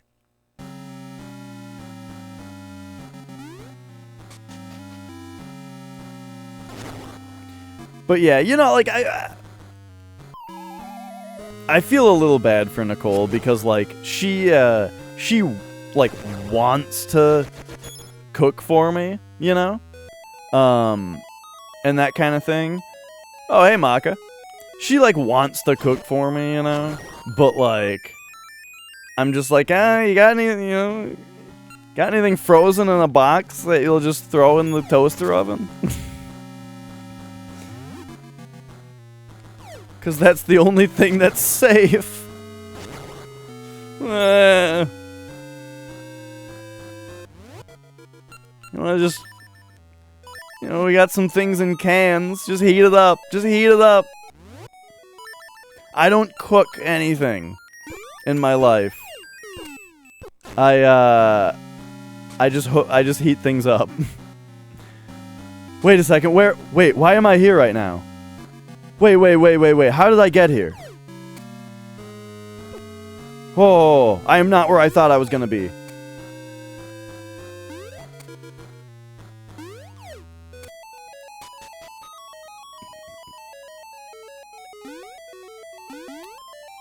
That's where that staircase goes?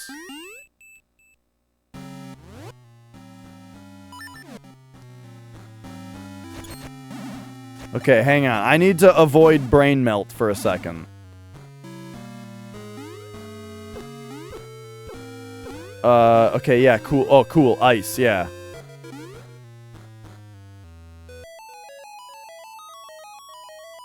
Where was the other staircase?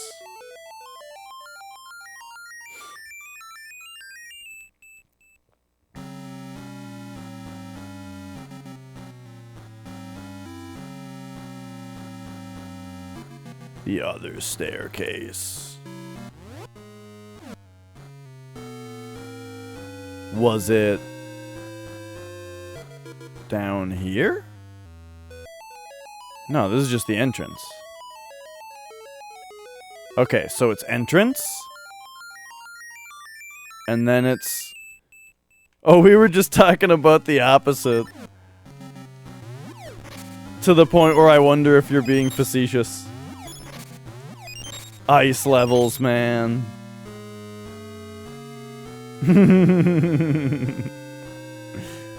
The movement just feels so good, you know? When it's like your character just has like a half second of input lag on him. It's great. Oh no, I'm locked in here, aren't I?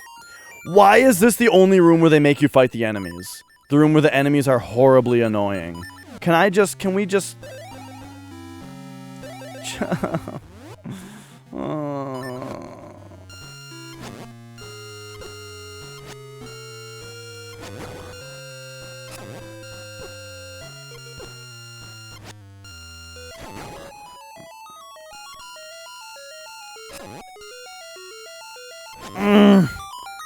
When I think about the idea of like playing this game again in the future in my life, I'm gonna think about that enemy and decide not to.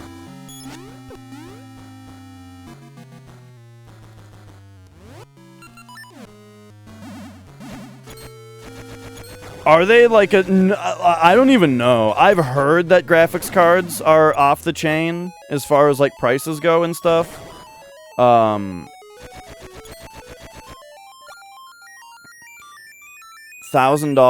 Now, $1,000 graphics cards have been around for a while. Ever since the GTX Titan. That's the first graphics card that I remember being $1,000. That's like consumer grade. Is this like something that's not comparable to like today's Titan?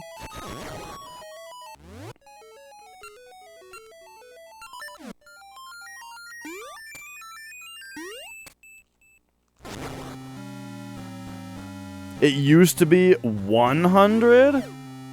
Oh, okay. I had no idea.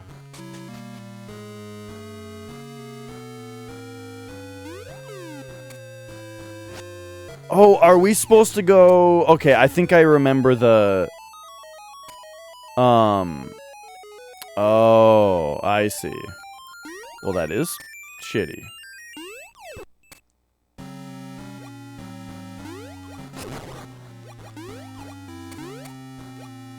Yeah, that's really fucked up. Okay, is it just the staircase that's behind the burrito statue?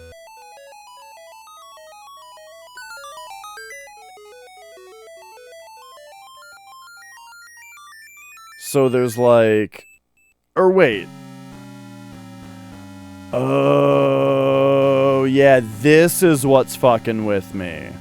Okay, that's how we ended up way back in that other place. Can we just corner him?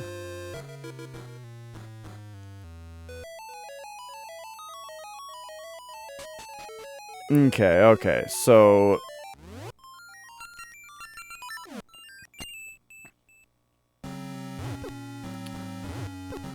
Cool, yeah, awesome. Alright.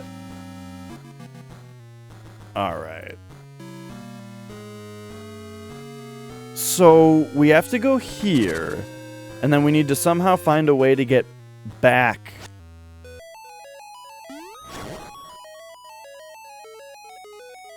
Like, perhaps... Hey, Fuzzy. Dude, with that title, dude, I said it and I forget it. People keep coming in and talking about it. I'm like, oh, that's right. Yeah, I called the stream Poopy Pants today.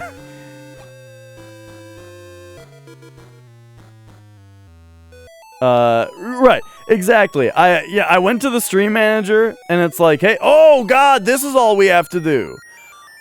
Oh, that brings you. Okay, it's the Zelda.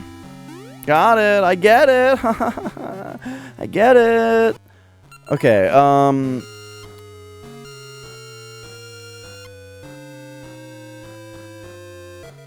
But yeah, I wasn't about to sit on the stream manager page for 20 minutes before starting my stream. I just wanted to start.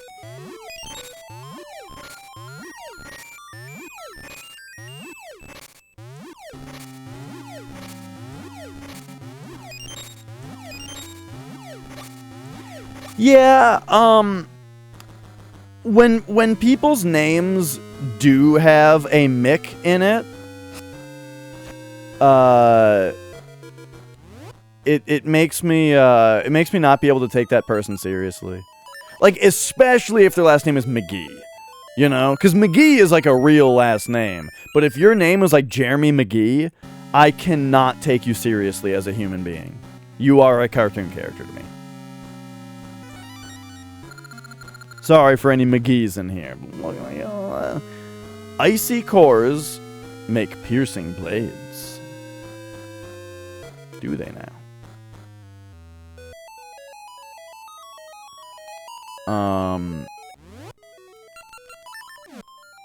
All right, and then there we go.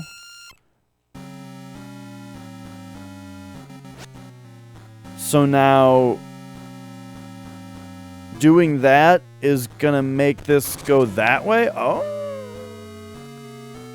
okay, okay.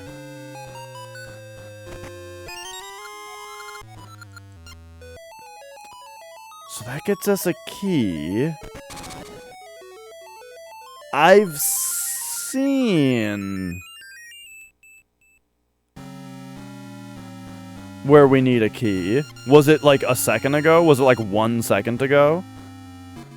Was it this door right here? Yeah, okay, cool. Oh, here we go.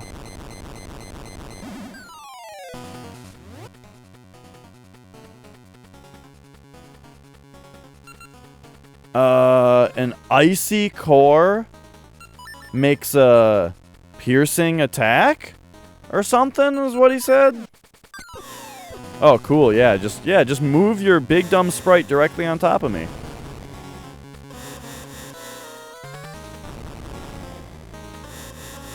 Man, this is like a Binding of Isaac enemy.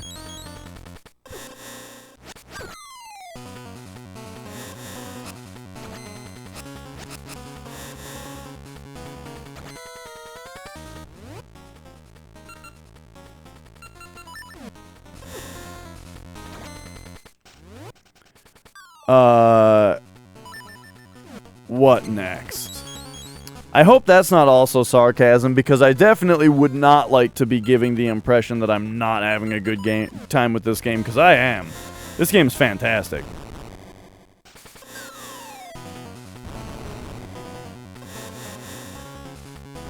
I was bitching about those magnet enemies, though. Cannot stand those magnet enemies.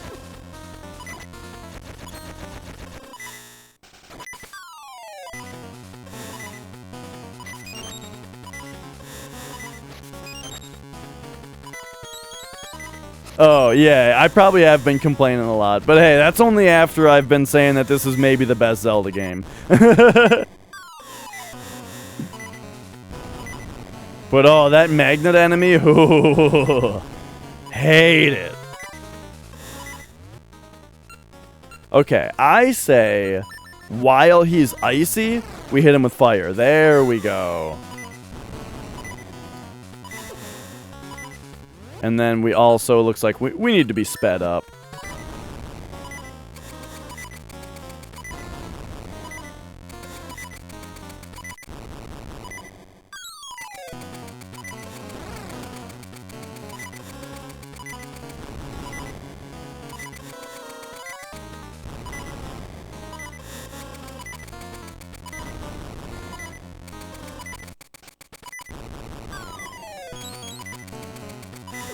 What the fuck?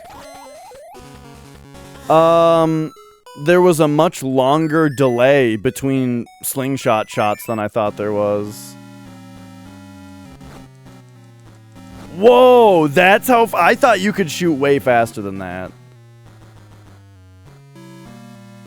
I'm almost inclined to think that you could before it was a mega boomerang. Like maybe with the mega or with the regular boomerang you can shoot faster. Oh Christ, this enemy, dude.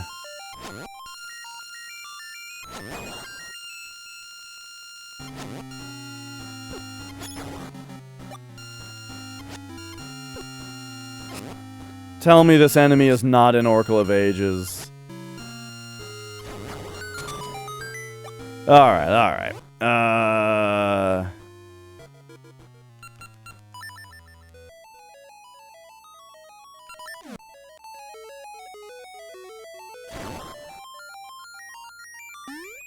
Let's pop in here. Get our fairies. Oh, this is gonna be weird.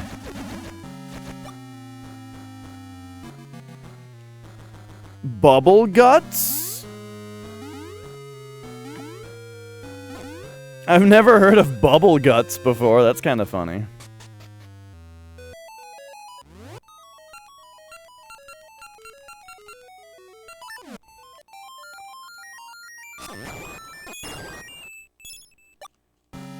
Okay, alright. So we bloop, and then bloop, and then give me like one of these, and then one of those.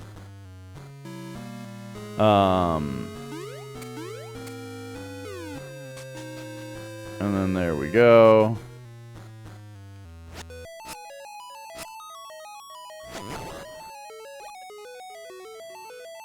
And Mary shall be blessed by the bubble guts.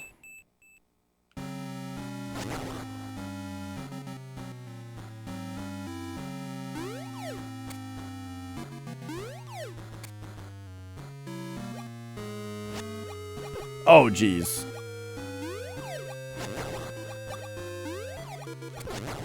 Oh, jeez. Okay, there we go. There we go.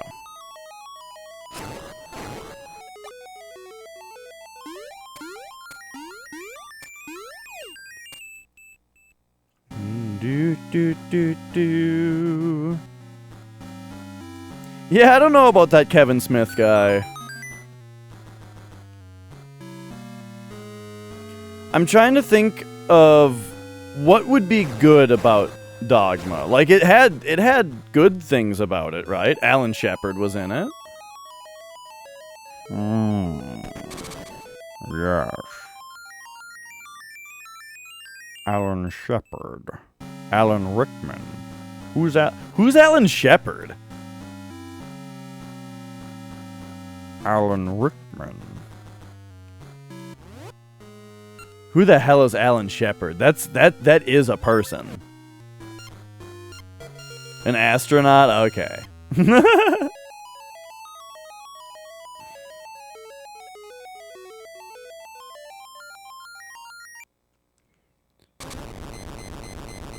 Alright. Here we go.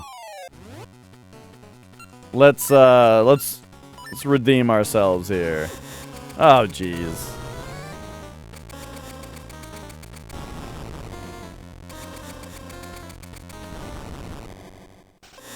Oh my god.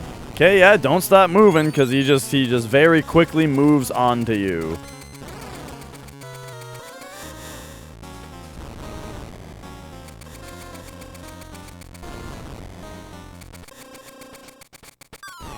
I really don't like it when large sprites just begin moving very fast with no telegraph. You know what I mean? That's all. That's what I was complaining about with this guy. Where it's like, I feel like if your very large sprite is about to shoot over to the character, they should have some kind of telegraphing animation.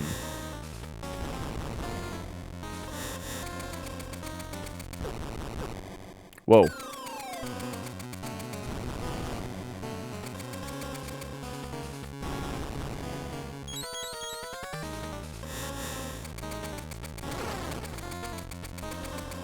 I'm barely looking at the screen during this fight now, though. The first American to travel into space, but the second human. Right. Because, well, wasn't there another guy that was just, like, shot into space to his death? That was a real thing, right? They just shot someone into space without, like, a plan. I mean, like I'm oversimplifying a little bit here. But it was just like, yeah, just we can get into space. Getting back, I don't know, but we can get into space. Fucking blast them up there. That's not what happened. You know what? I might be confusing. I might be confusing the story with an urban legend.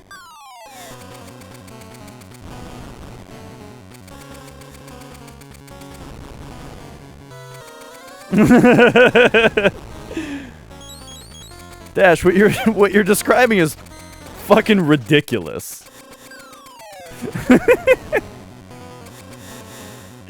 They're just blasting people into space to do it first. To be first. He was at least able to give the Earth a big middle finger before his head exploded.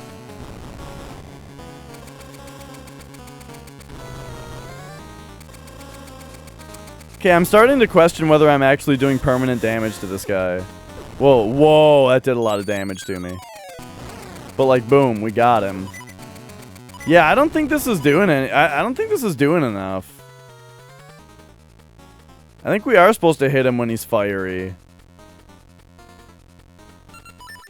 You know, I'll boomerang him.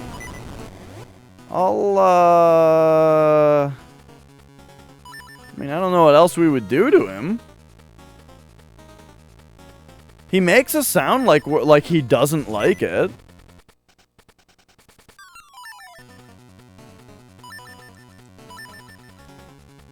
Vladimir Komarov, he knew he was going to die. What? So, okay. Was he the first? Okay, so was he the first guy in space?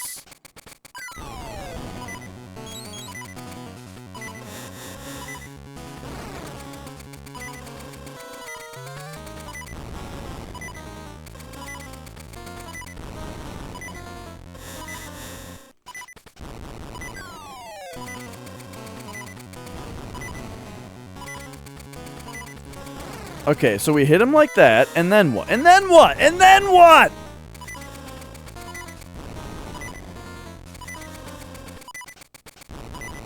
They gave us the slingshot in this area.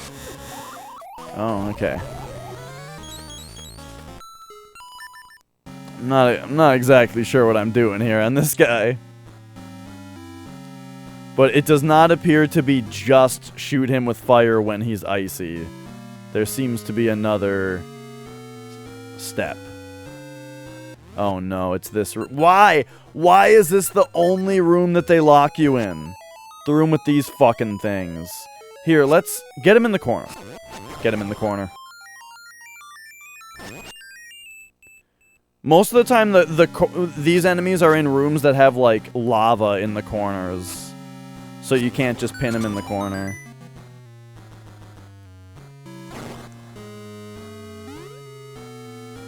Yeah, you know, I don't really remember Human all that well. It's been a long time since I've listened to it. So what was the story with Vladimir? Are you thinking I'm thinking of him with the guy that they just shot into space? Okay, let's say you knew that you were about to die, right?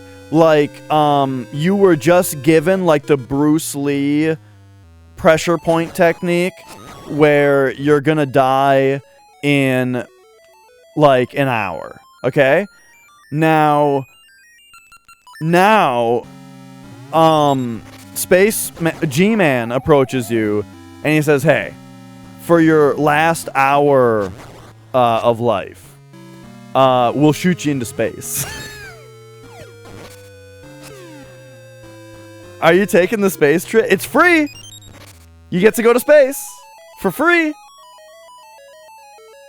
They'll put you in a spacesuit also. So you're not going to go into space and then suffocate. Well, now I'm making it too good of a deal. No, that's too easy. Like, if you're going to be in a spacesuit, then obviously, yes. You would go into space and then have your heart attack in space. That'd be way better. Okay, so you don't have a spacesuit. They're just going to shoot you into space. Pointed at the sun.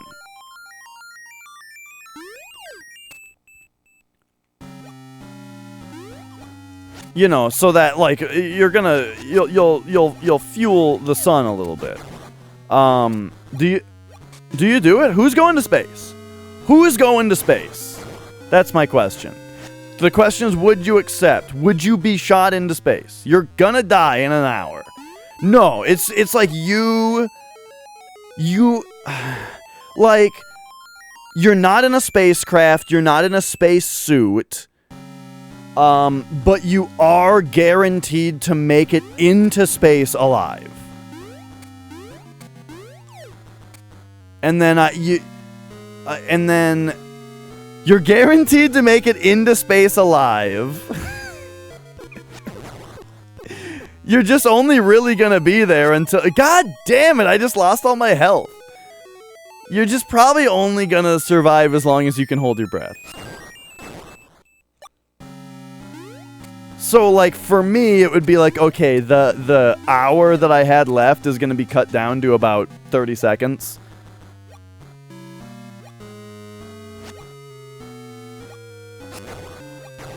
Yeah. You'll make it into space. Look, the conditions of space are gonna kill you really fast.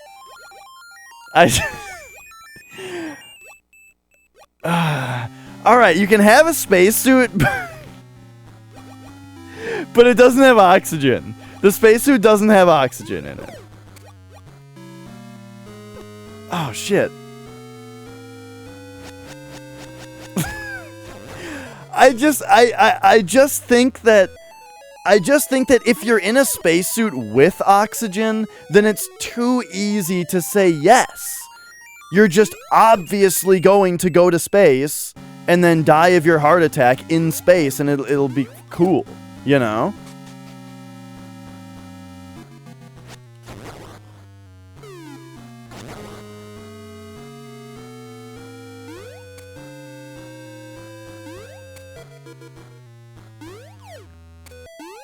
See, yeah, like, with all this, I feel like the question is a little too easy, because really, it's just like, do you think space is cool?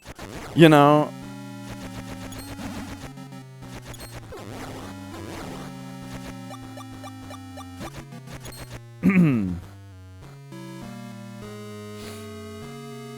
I was, Nicole and I were, what? Nicole and I were watching something about like what was it? She'll be able to remember better. It was like like a condo or like an apartment. It was some like $85 or $85 million house or something. But for some reason the house comes with like 3 sports cars and a trip to space or something. And it's like, first of all, what's with the cars? Why would you get cars when you buy a house? Why would a house come with cars? And who needs 3 sports cars? But then also, maybe I'm getting them mixed up, but there was also one that came with a trip to space. And it's like, why would you get a trip to space for buying a house? Also, well, so a butler and a personal chef, those are things that make sense in a house. Here's the house, I'm gonna live here, and then I've got my butler and my personal chef to heat up my Campbell's soup, as I was just describing earlier. The trip to space really throws me off, though, as to why that's a house thing.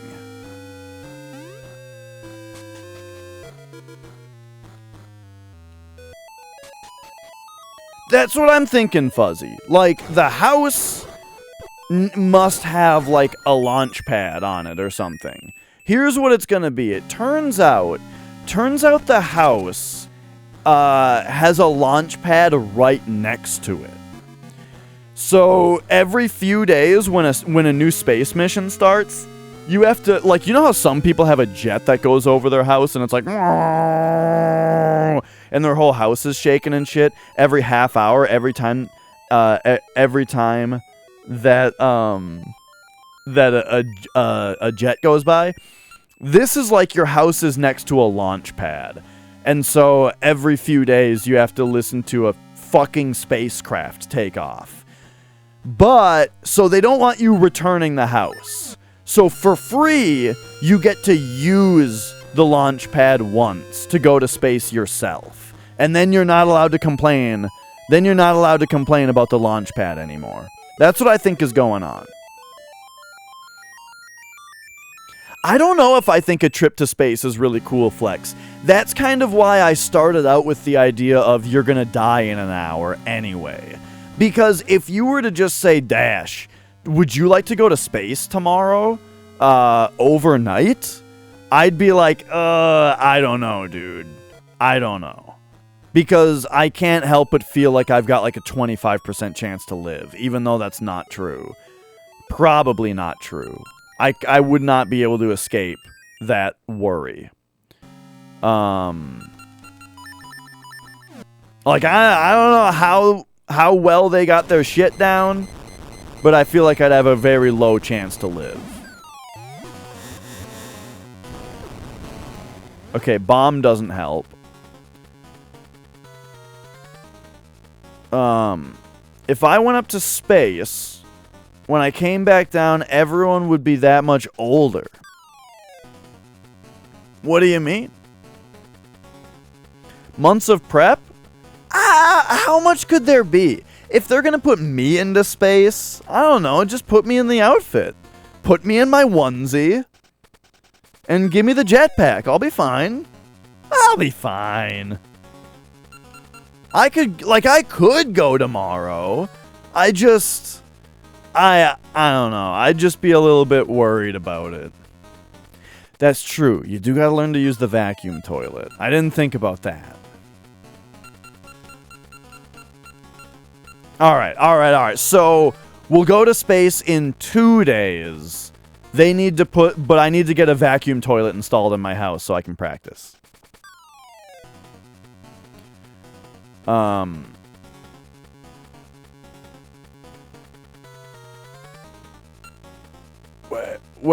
am I doing? What am I doing?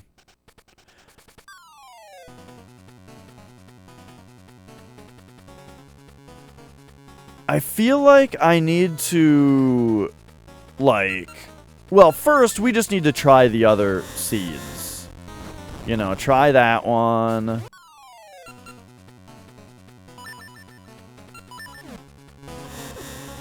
Try that one.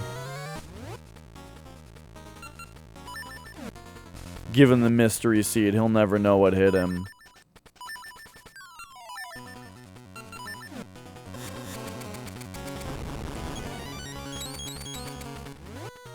Yeah, it's not happening. So it does seem like it's just, okay, shoot him with the fire when he's icy. And then what?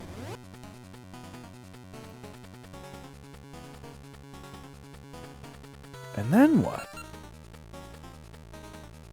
Bombs don't work? What did the owl say? Like a blade of ice is penetrating or something like that? Ice blades penetrate?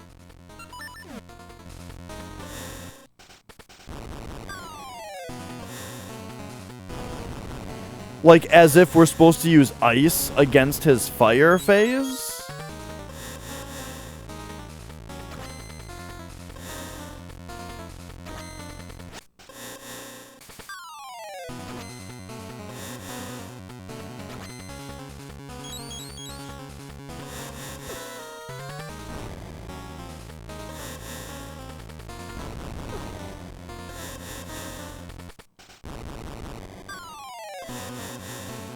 Okay. Like, what if we have to, like...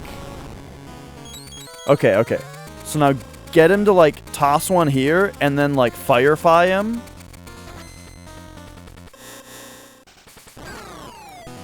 Now he's coming over here. I got him to move through his own ice, but it didn't... Okay, that's not how you do it.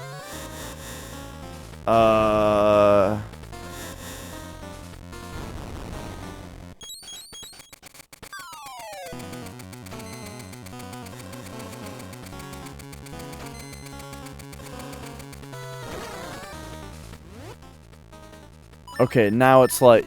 Do we, like...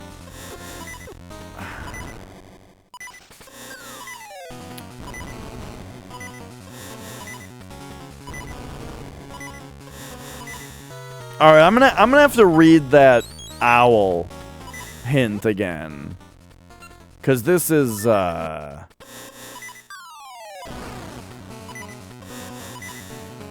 this has me real stumped. Unless I'm just supposed to like hit him with the sword while he's blinking, it might be that.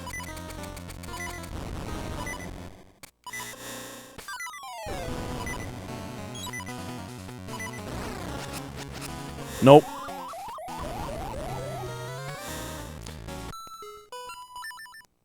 Okay. I'll read the hint again and I'll read it a little closer this time. Oh.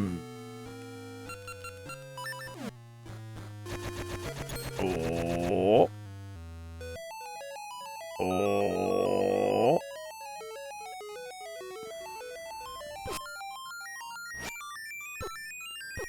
Ah. Sorry, I'm thinking about space. I had this... I feel like I had like a science teacher once. Or maybe like we talked to a space person in school one time or something. No, Fuzzy, this game actually came out after Majora's Mask. I feel like we talked to someone who was like a space person or something. I just remembered them saying,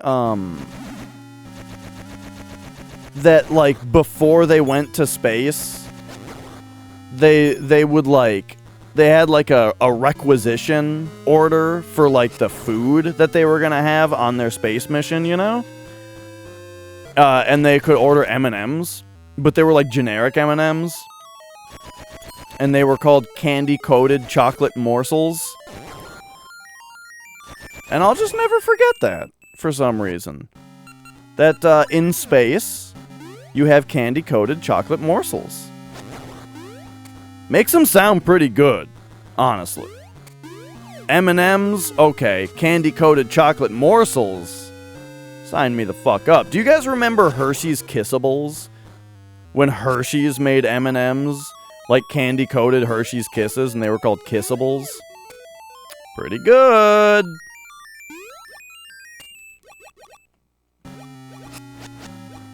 I don't know what it is about Hershey's Kisses, where they're like way better than other chocolate, I feel like. Like if you're just gonna give me like some chocolate to eat, and I'm just gonna have some chocolate, I feel like Hershey's Kisses are like really good for some reason. Like compare it to a Hershey's bar. A Hershey's bar, I feel like has like a little bit of waxiness to it, you know? Maybe because of the bar form. But I don't know. I don't know what the deal is.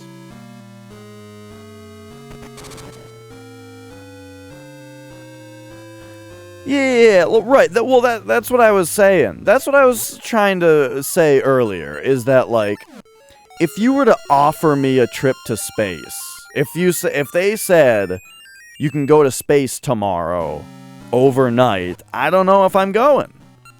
It just, like, on one hand, it would be the most unforgettable, amazing experience of your entire life, you know? No question. If you went to fucking space and you looked at the big flat Earth, the beautiful plate of the Earth from so high up, you'd never forget. You would never forget that, and you'd talk about it for the rest of your life. No way, you know? But it might also be the last experience of your life, because it's fucking space. Icy cores make piercing blades.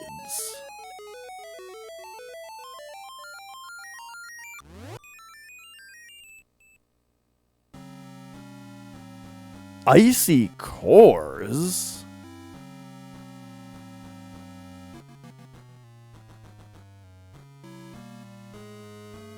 What the fuck is he talking about?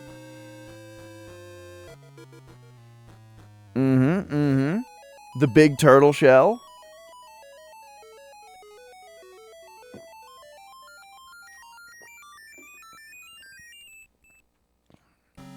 What's he standing? Well, you know, what's the turtle standing on, though? It's turtles all the way down, dude.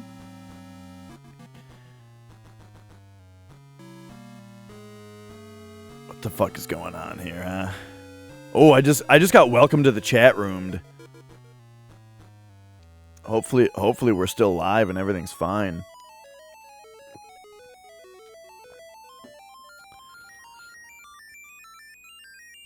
Icy cores. Cores.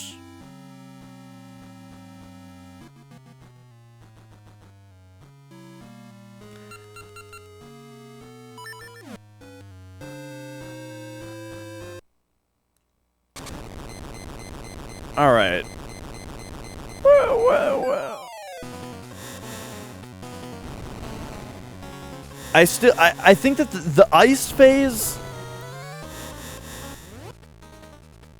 The ice phase is key. Yeah, I shouldn't have brought up the flat Earth thing. I just thought it would be a funny joke, but yeah. It's weird. Icy cores. So I need to like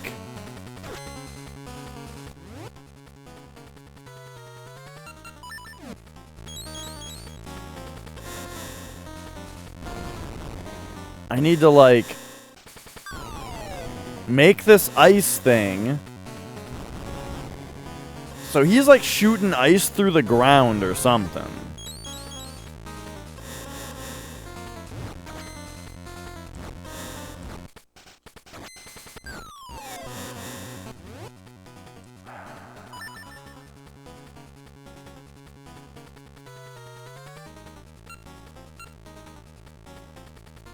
What book? Oh!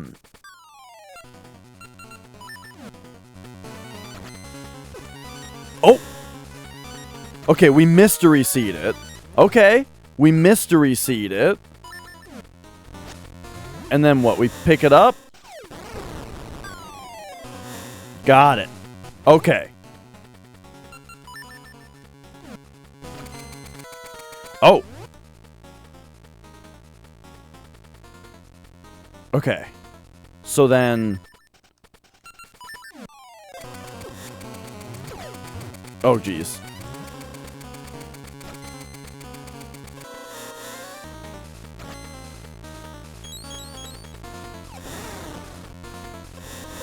Okay. Got him. Oh, no. So this is like the same thing, but it's the other way around. Where now, instead of shooting him with fire, we're throwing... Okay. Oh, alright. But there... Oops. There we go. That's all it took. Oh, and the fairy's gone too. Okay, cool. Well, alright then. Let's... do this. Here's Mia, by the way. Oh, geez.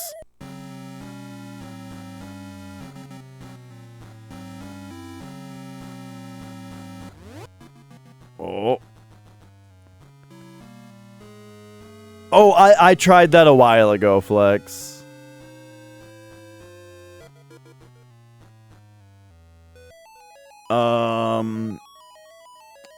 Hang on, we gotta...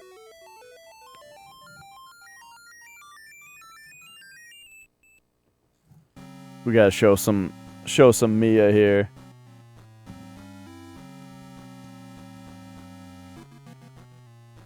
She's having a good time. And then oh.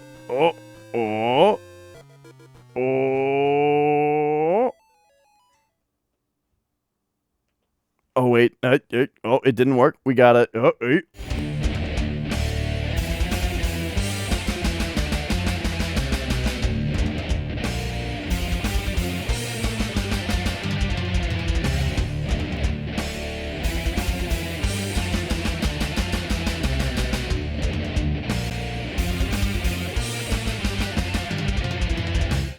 Yo. And there's Mia again. Let's get this back on.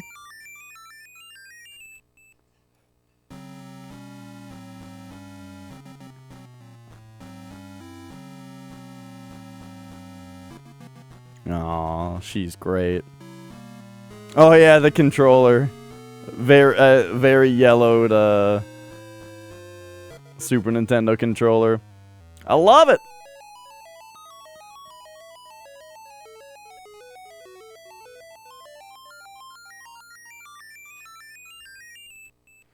She's having a good time.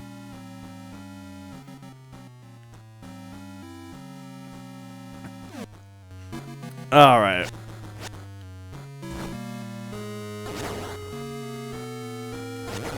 Oh, okay. I see what's going on here. We need to go like boom, boom, boom. Hey. Oh yeah? That's I've never heard anyone put it that way before, but all right.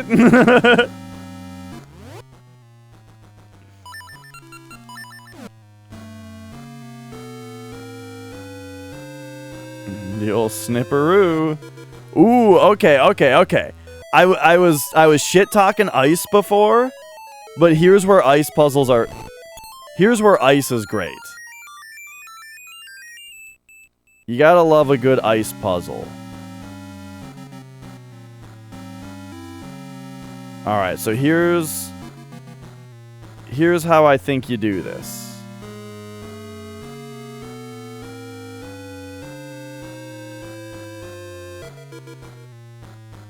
Alright, I think I got it. We gotta go up. Whoa. Wait. There might be a fatal flaw in what I'm thinking here. Okay, got it. Here's how we do this. We go boom. I got it all planned out. Boom. Boom. Right? Then it's boom. Boom. Uh-oh.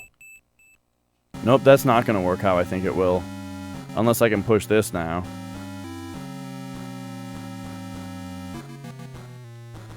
Shoot.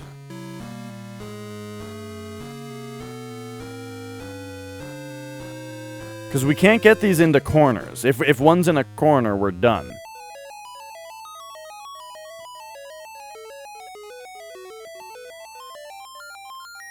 Alright. Reset. Okay.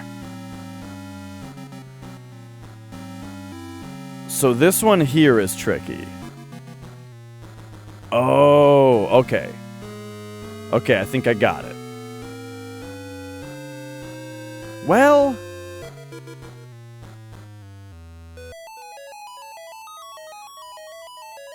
it's hard to explain the ideas of strategy here. But if we push that one in, then that one goes down, boom, boom, boom, and then we need one to get into the middle, but that's not going to work. The only way to get one into the middle over here is going to be to get one right here and then push the other one into it right there. You know what I mean? Unless there's something to the left we can do? Nah. So yeah. So we need one to be right here when we push another one in.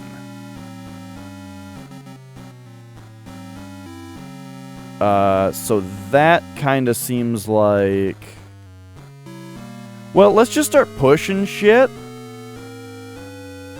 Oh, hang on. What if we do this? We go boom. Boom. Then that lets us go boom and get one in that way. Yeah. Then, oh, we've done it. Because then boom. Boom, that gets that one into the bottom spot. And then, oh god, the ice. And then boom. Boom. Blammo. Alright, we got it. Oh yeah. Like my cat's neutered, you know. And Mia here is spayed. It's just I've just never heard the term nuts snipped.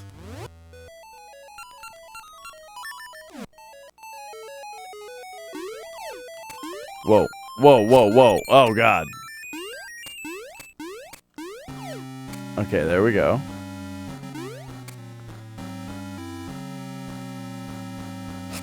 Uh-oh. Oh no. Hang on. I was reading chat. A deck that destroyed your land so you couldn't play any spells both games. You said GG's, they said thanks. Mm-hmm.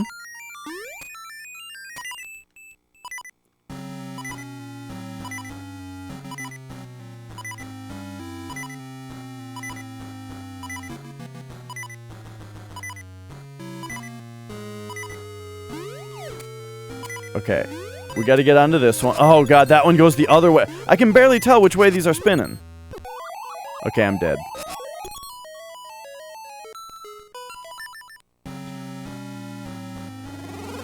It's non-standard.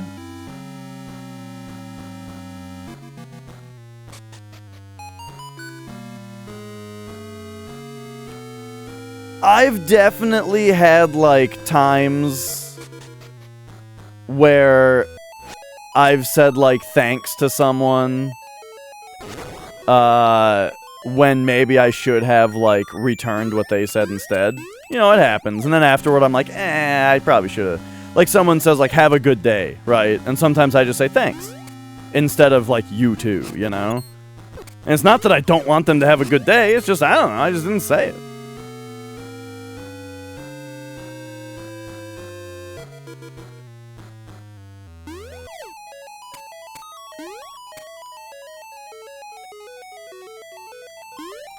There we go.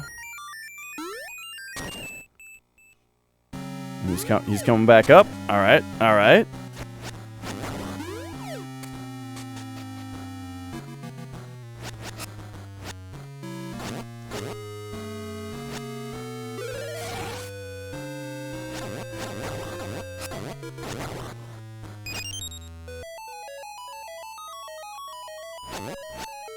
Okay. There we go.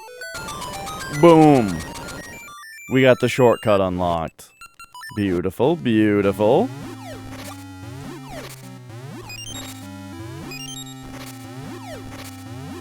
I thought that was like cracked ice, not just like the dungeon's regular tile down there. We need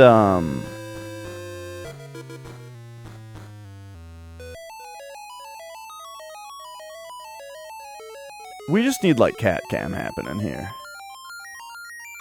There we go.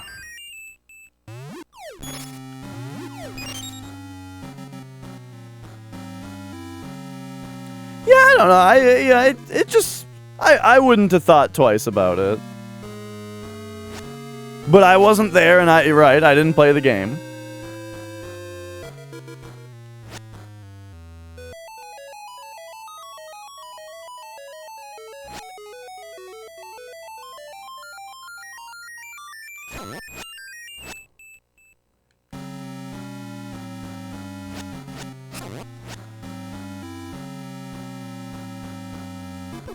Ah.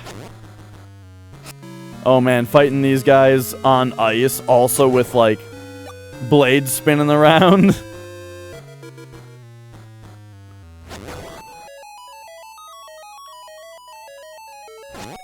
Oh yeah.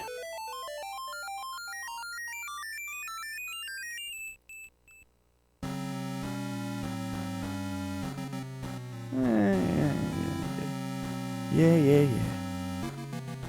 There we go. Okay. So now it's like boom, boom. Oh no.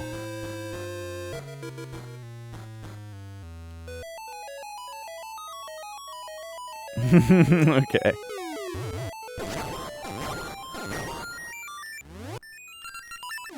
So dudes like this though. Ah, there we go. Wait a second. Can we just... Oh!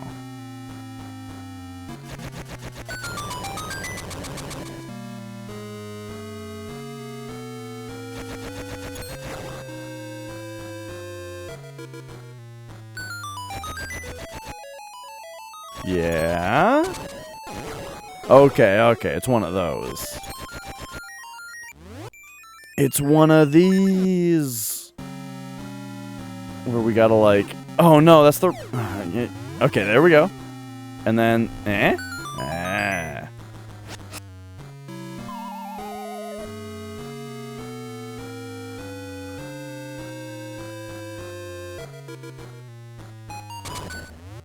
Okay, so... These guys are tricky.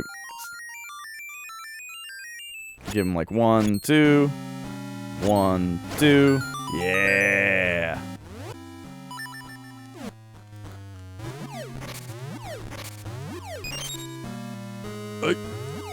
Oh!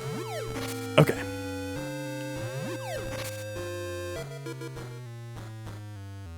Well, Mia's out of here, I guess.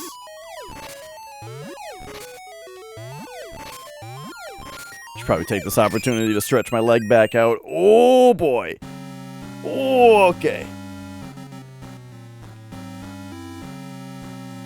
Oh, there's not even anything in here. Okay, we gotta go the other way. So, if I can... Give me that.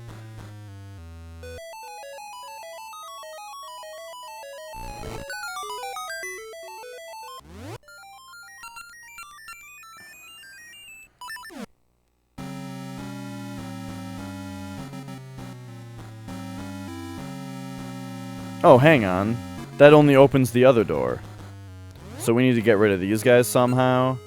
I don't know if I've been able to get rid of these things yet. Can we just, like, push them off the edge? Oh, yeah, okay.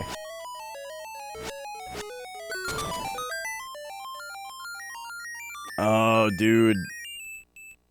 I know what you mean, Kazco. When you have, like, 100, like, literally 100 different options where they all just seem alright.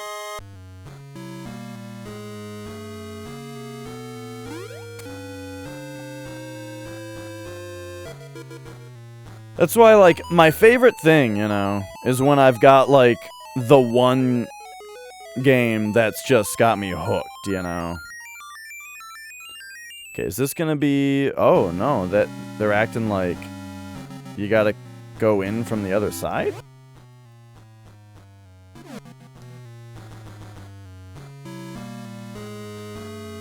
Right, and sometimes each one does seem significantly good, but you still kind of have the same problem. Man, how do I get over to that side? Perhaps there's a way to get a staircase on the left over here.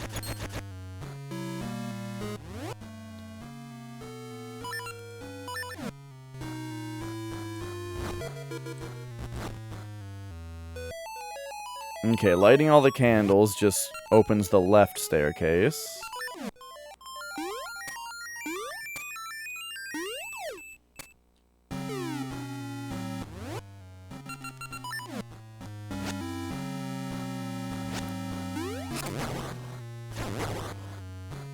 I certainly don't see anything else here. And then wasn't this just the boss room? Yeah. Okay, so we've got the boss key. There's just the regular key that I gotta figure out here.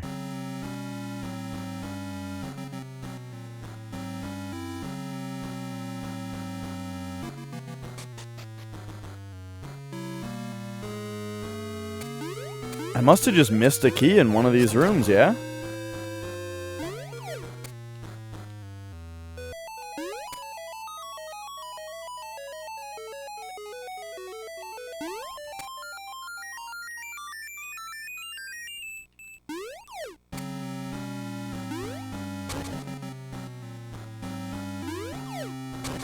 Oh no. Oh my god, there's ice here. God.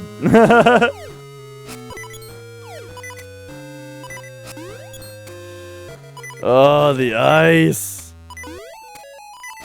Oh my god. Now that thing's... We got ice and moving fucking treadmill platforms that move different ways from each other.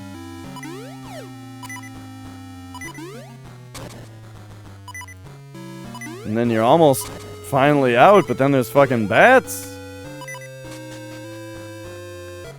Next month PS Plus looks good? That's good. What are they? I don't know anything about it.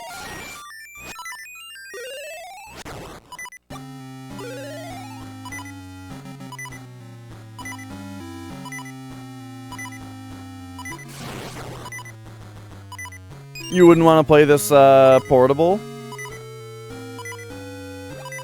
Yeah, I don't know. I mean, I played a lot of Link's Awakening when I was younger.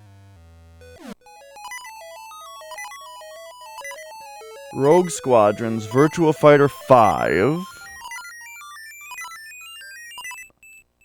I know Virtua Fighter has some fans. What is Rogue Squadrons? Is that a Star Wars thing?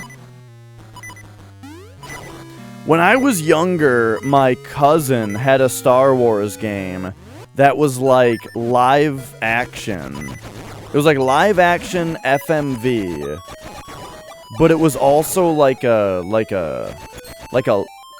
gun game, kind of, but you played it with the controller with the reticle on the screen. And I remember being really into it. I really liked it, even though it was like probably really dumb. I wonder what it was called. What's up, J-Mac?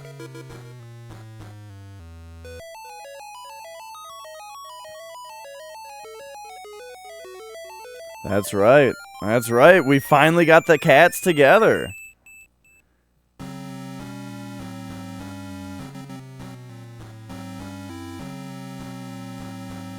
Okay, it wasn't something in this room now?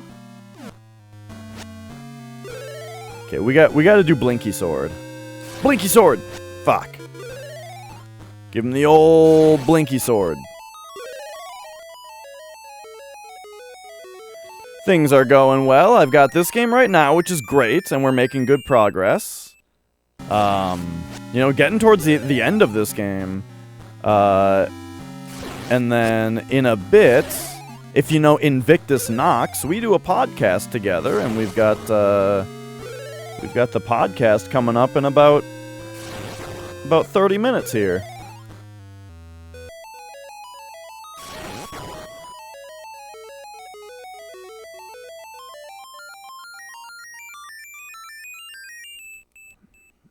Okay, so that gets me here. And then we gotta...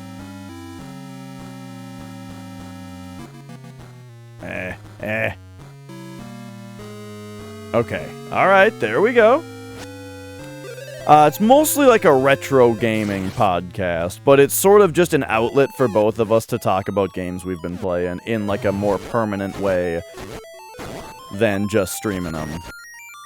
Or, and also in a way that takes less editing than like a YouTube video.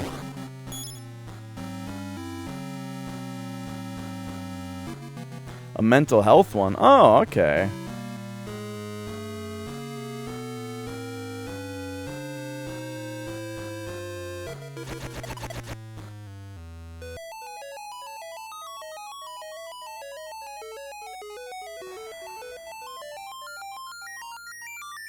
There's gotta be something real dumb I'm missing here, huh?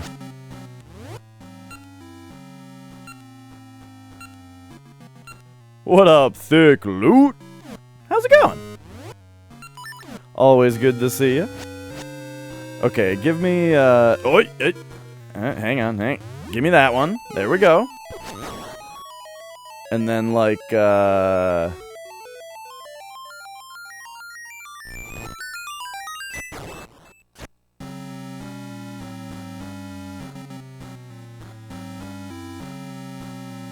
Okay.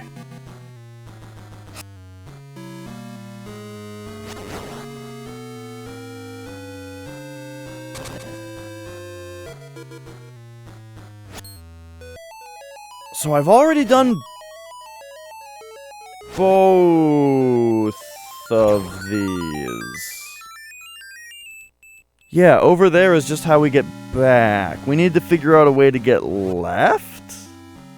No.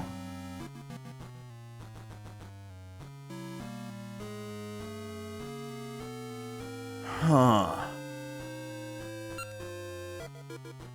Hey, as promised, this dungeon sure is a sword and a shield.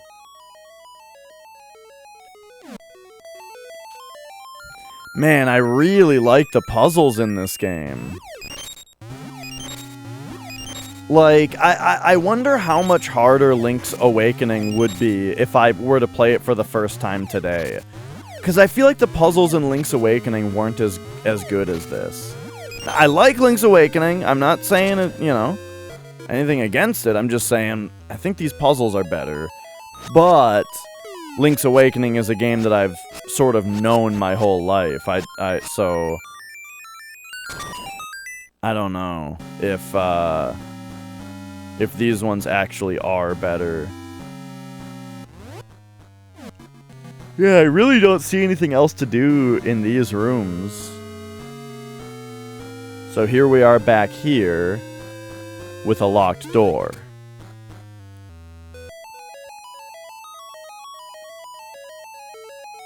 But we're supposed to be like on the other side.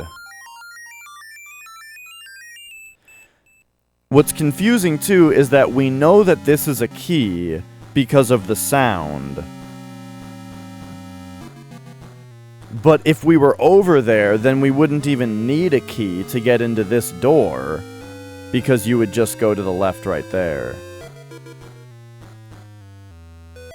So, like...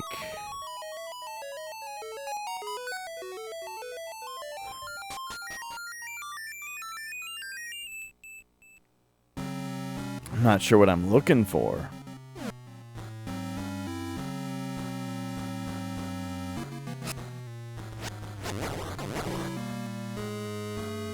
I may be a bit stumped for the time being.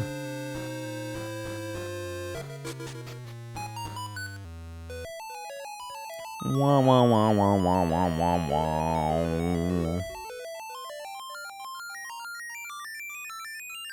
Hopefully it's not another, just like, it's a case of, hey, you need to push this block, dummy. But I don't really see any blocks that look like they need pushing. We pushed all the ice cubes in, but that just got us the staircase.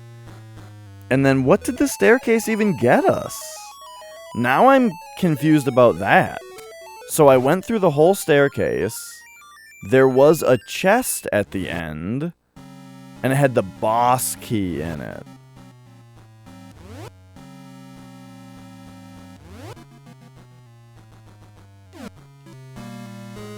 Uh-oh, the yawning has begun.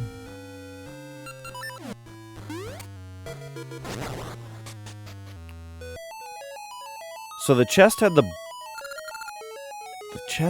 boss key in it.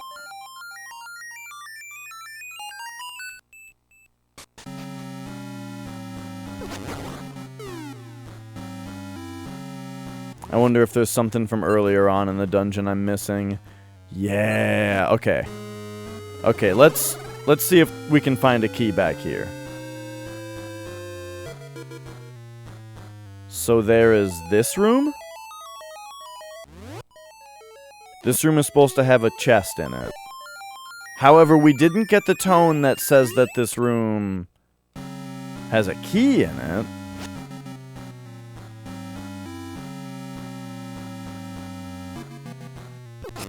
Night in the Woods. Don't think I've ever even heard of it.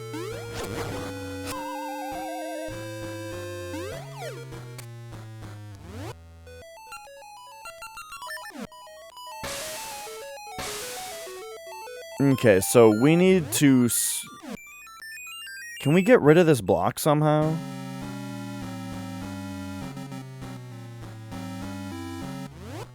Because it looks to me like we need to use the slingshot with the mystery here to hit all three of these at once. But I need to know, like, what angle we go at. Maybe that's why you can be at the top. Okay, okay, I think I'm seeing this. I didn't expect to be able to shoot the slingshot like down the wall, but that must be what you're supposed to do here. That's why this spot up here even exists, I'm sure. Yeah. But this can't be a key, can it? Because it didn't make the boop boop boop bop sound. We also have to do that, okay.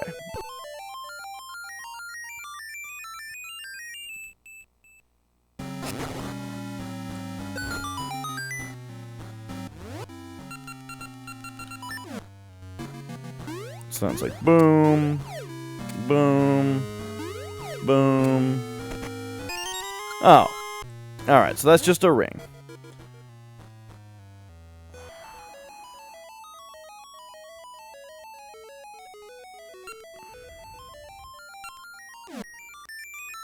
Hey, excuse me. I don't love the idea of having to go back through everything when I think I even already did. But that's kind of where we're at. Night in the Woods. What's it for?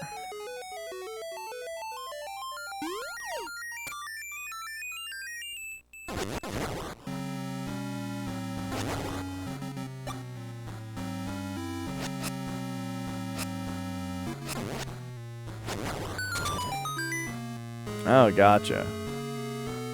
Perhaps I'll check it out. I can only promise to check it out if I remember, though.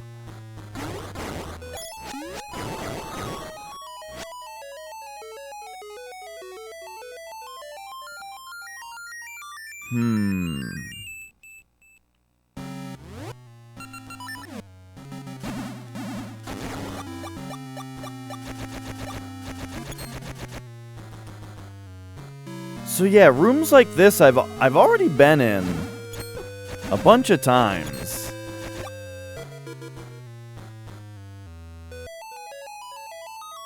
So I'm a little weirded out by them. Now here's our shortcut though, right? Yeah. So this brings us like pretty close back to where we already were.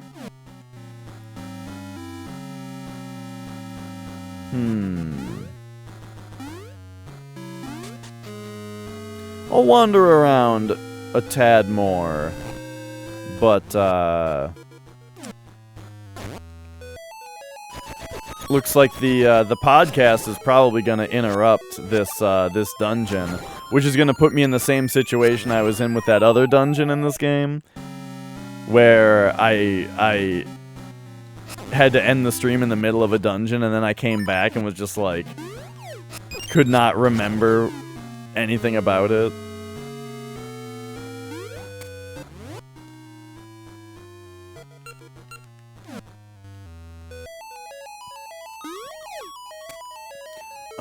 But I just need to run to the restroom real quick, though, for now. I'll be right back. Thanks for watching.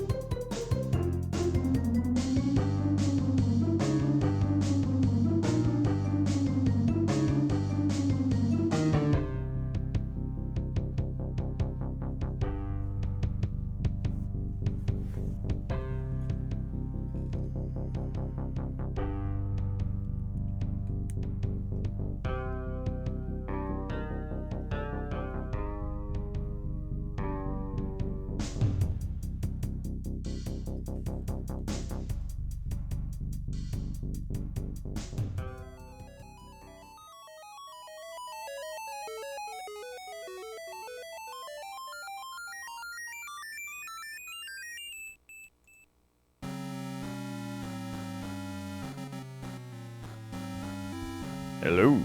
Welcome back.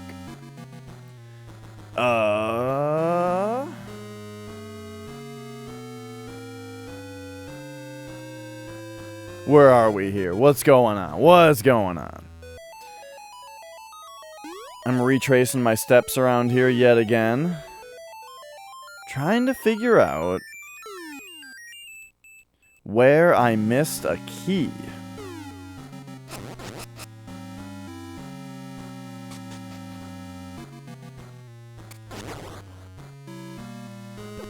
Whoop. I don't know how I'm really supposed to time those. Sometimes it works and sometimes it doesn't. This I can time, though. I know how to time Potaboos.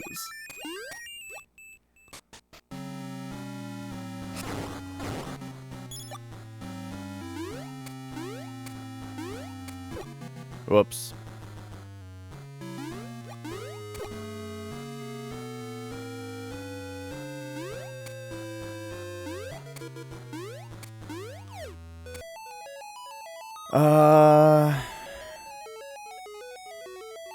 Yeah, like, you know, I could see a lot of these rooms being the one that holds the secret, but they're not making the sound. Boop, boop, boop, boop. I'm waiting for the sound.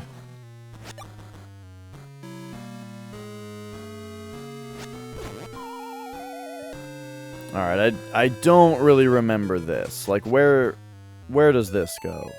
Right. Does this room have some other thing that I haven't looked at? No? Ah. Oh yeah, you can probably just jump over that middle part.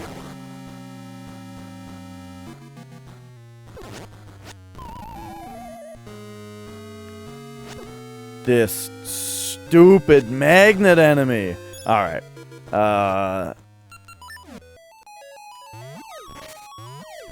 Now I kind of desperately need to look for hearts. But yeah, this has me a bit stumped. There's just one more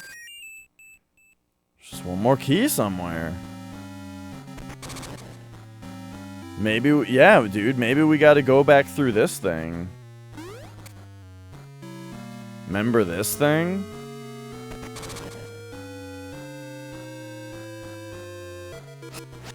Right, here's like this staircase. I haven't been in this staircase in a long time. So there very well might be something more to find here.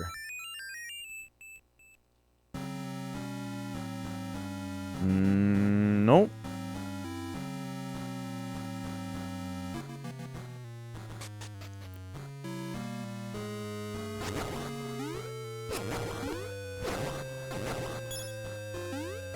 It's really good that the game has the boop boop boop boop, the compass sound effect for rooms with keys in them, because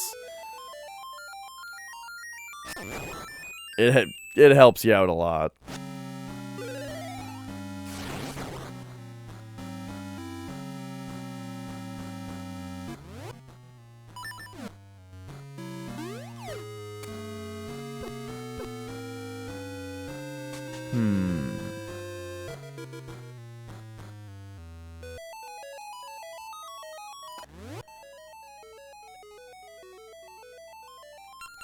Oh, this is interesting. So this... I remember all this, like, so this is where all this leads. Which means, like, if I wanted to actually do the thing you're supposed to do here, you go in this staircase, you come over here, you grab your gloves, and you do something like that with it.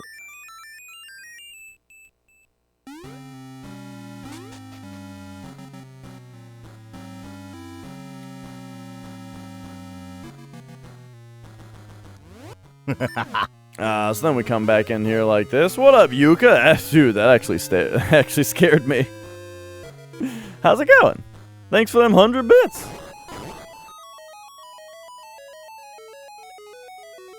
I was thinking about how I hadn't said anything in a minute, and then a noise frightened me. Man, okay. So what the hell's going on here? So that puts us up here? Uh-huh. Yeah, I'm looking at all this and I'm like, yeah, it checks out. All this checks out. Nocturne Remaster, nice. Smash Ultimate, nice. Bunch of Mountain Dew. At one point in my life, I would have been like, oh, nice. Oh, shit. Here's something I haven't done.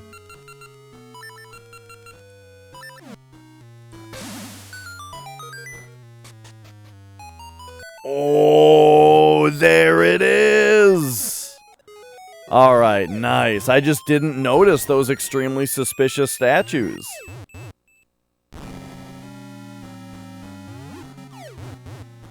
Now, in my slightly older age, someone says they got a shit ton of Mountain Dew, and I'm like, remember to brush your teeth.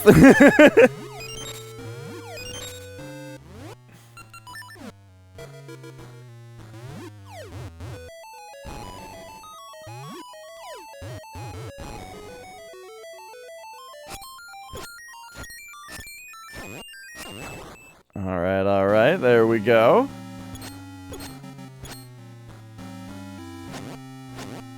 Oh, there we go. Oh, easiest fight of my life. There we go. Dude, yeah, the dungeons in this game have been tough. There it is. Finally. The dungeons in this have been very tough. And outside the dungeons, just in general in this game, figuring out what to do next has been very hard, I think.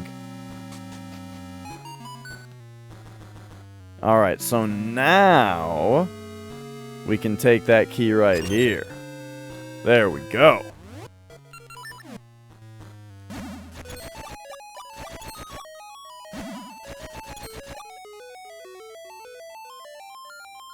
Yes, I will play Ages as well.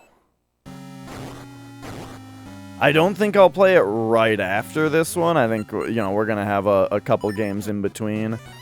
Like Castlevania Bloodlines. The magical ice freezes all, you say. We've got a few things to check out here. I do only have about 5 minutes left, though, before it's, up 3, up 4, all the way left, up 4. Up 3, up 4, all the way left, up 4.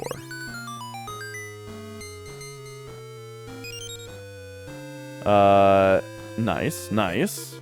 But yeah, in about 5 minutes, I gotta start setting up the podcast. Oh, okay, I think I see what's going on here.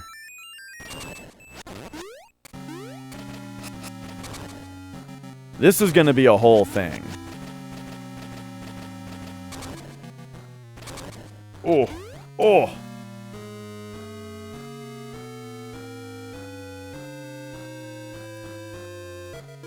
Have I streamed Nocturne yet? No, I'm still in the middle of SMT2.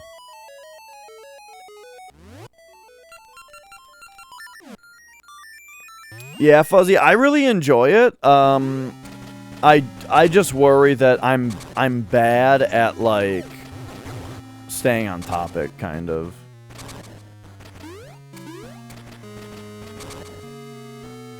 Like, it's very easy to, like... Well, Nox and I specifically, I think we go off into tangents very easily. And so, like, before you know it, it takes us, like, 2 hours to talk about one game. What game now? Oh, it was for... You specifically had a Rift-focused podcast? Ah. Was that the one where, you had wings? Like, you could, like, it was like a thing where, like, your character had wings and could fly?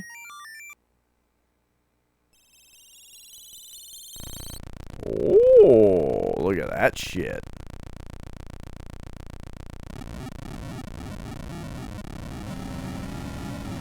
Okay, cool, we did it.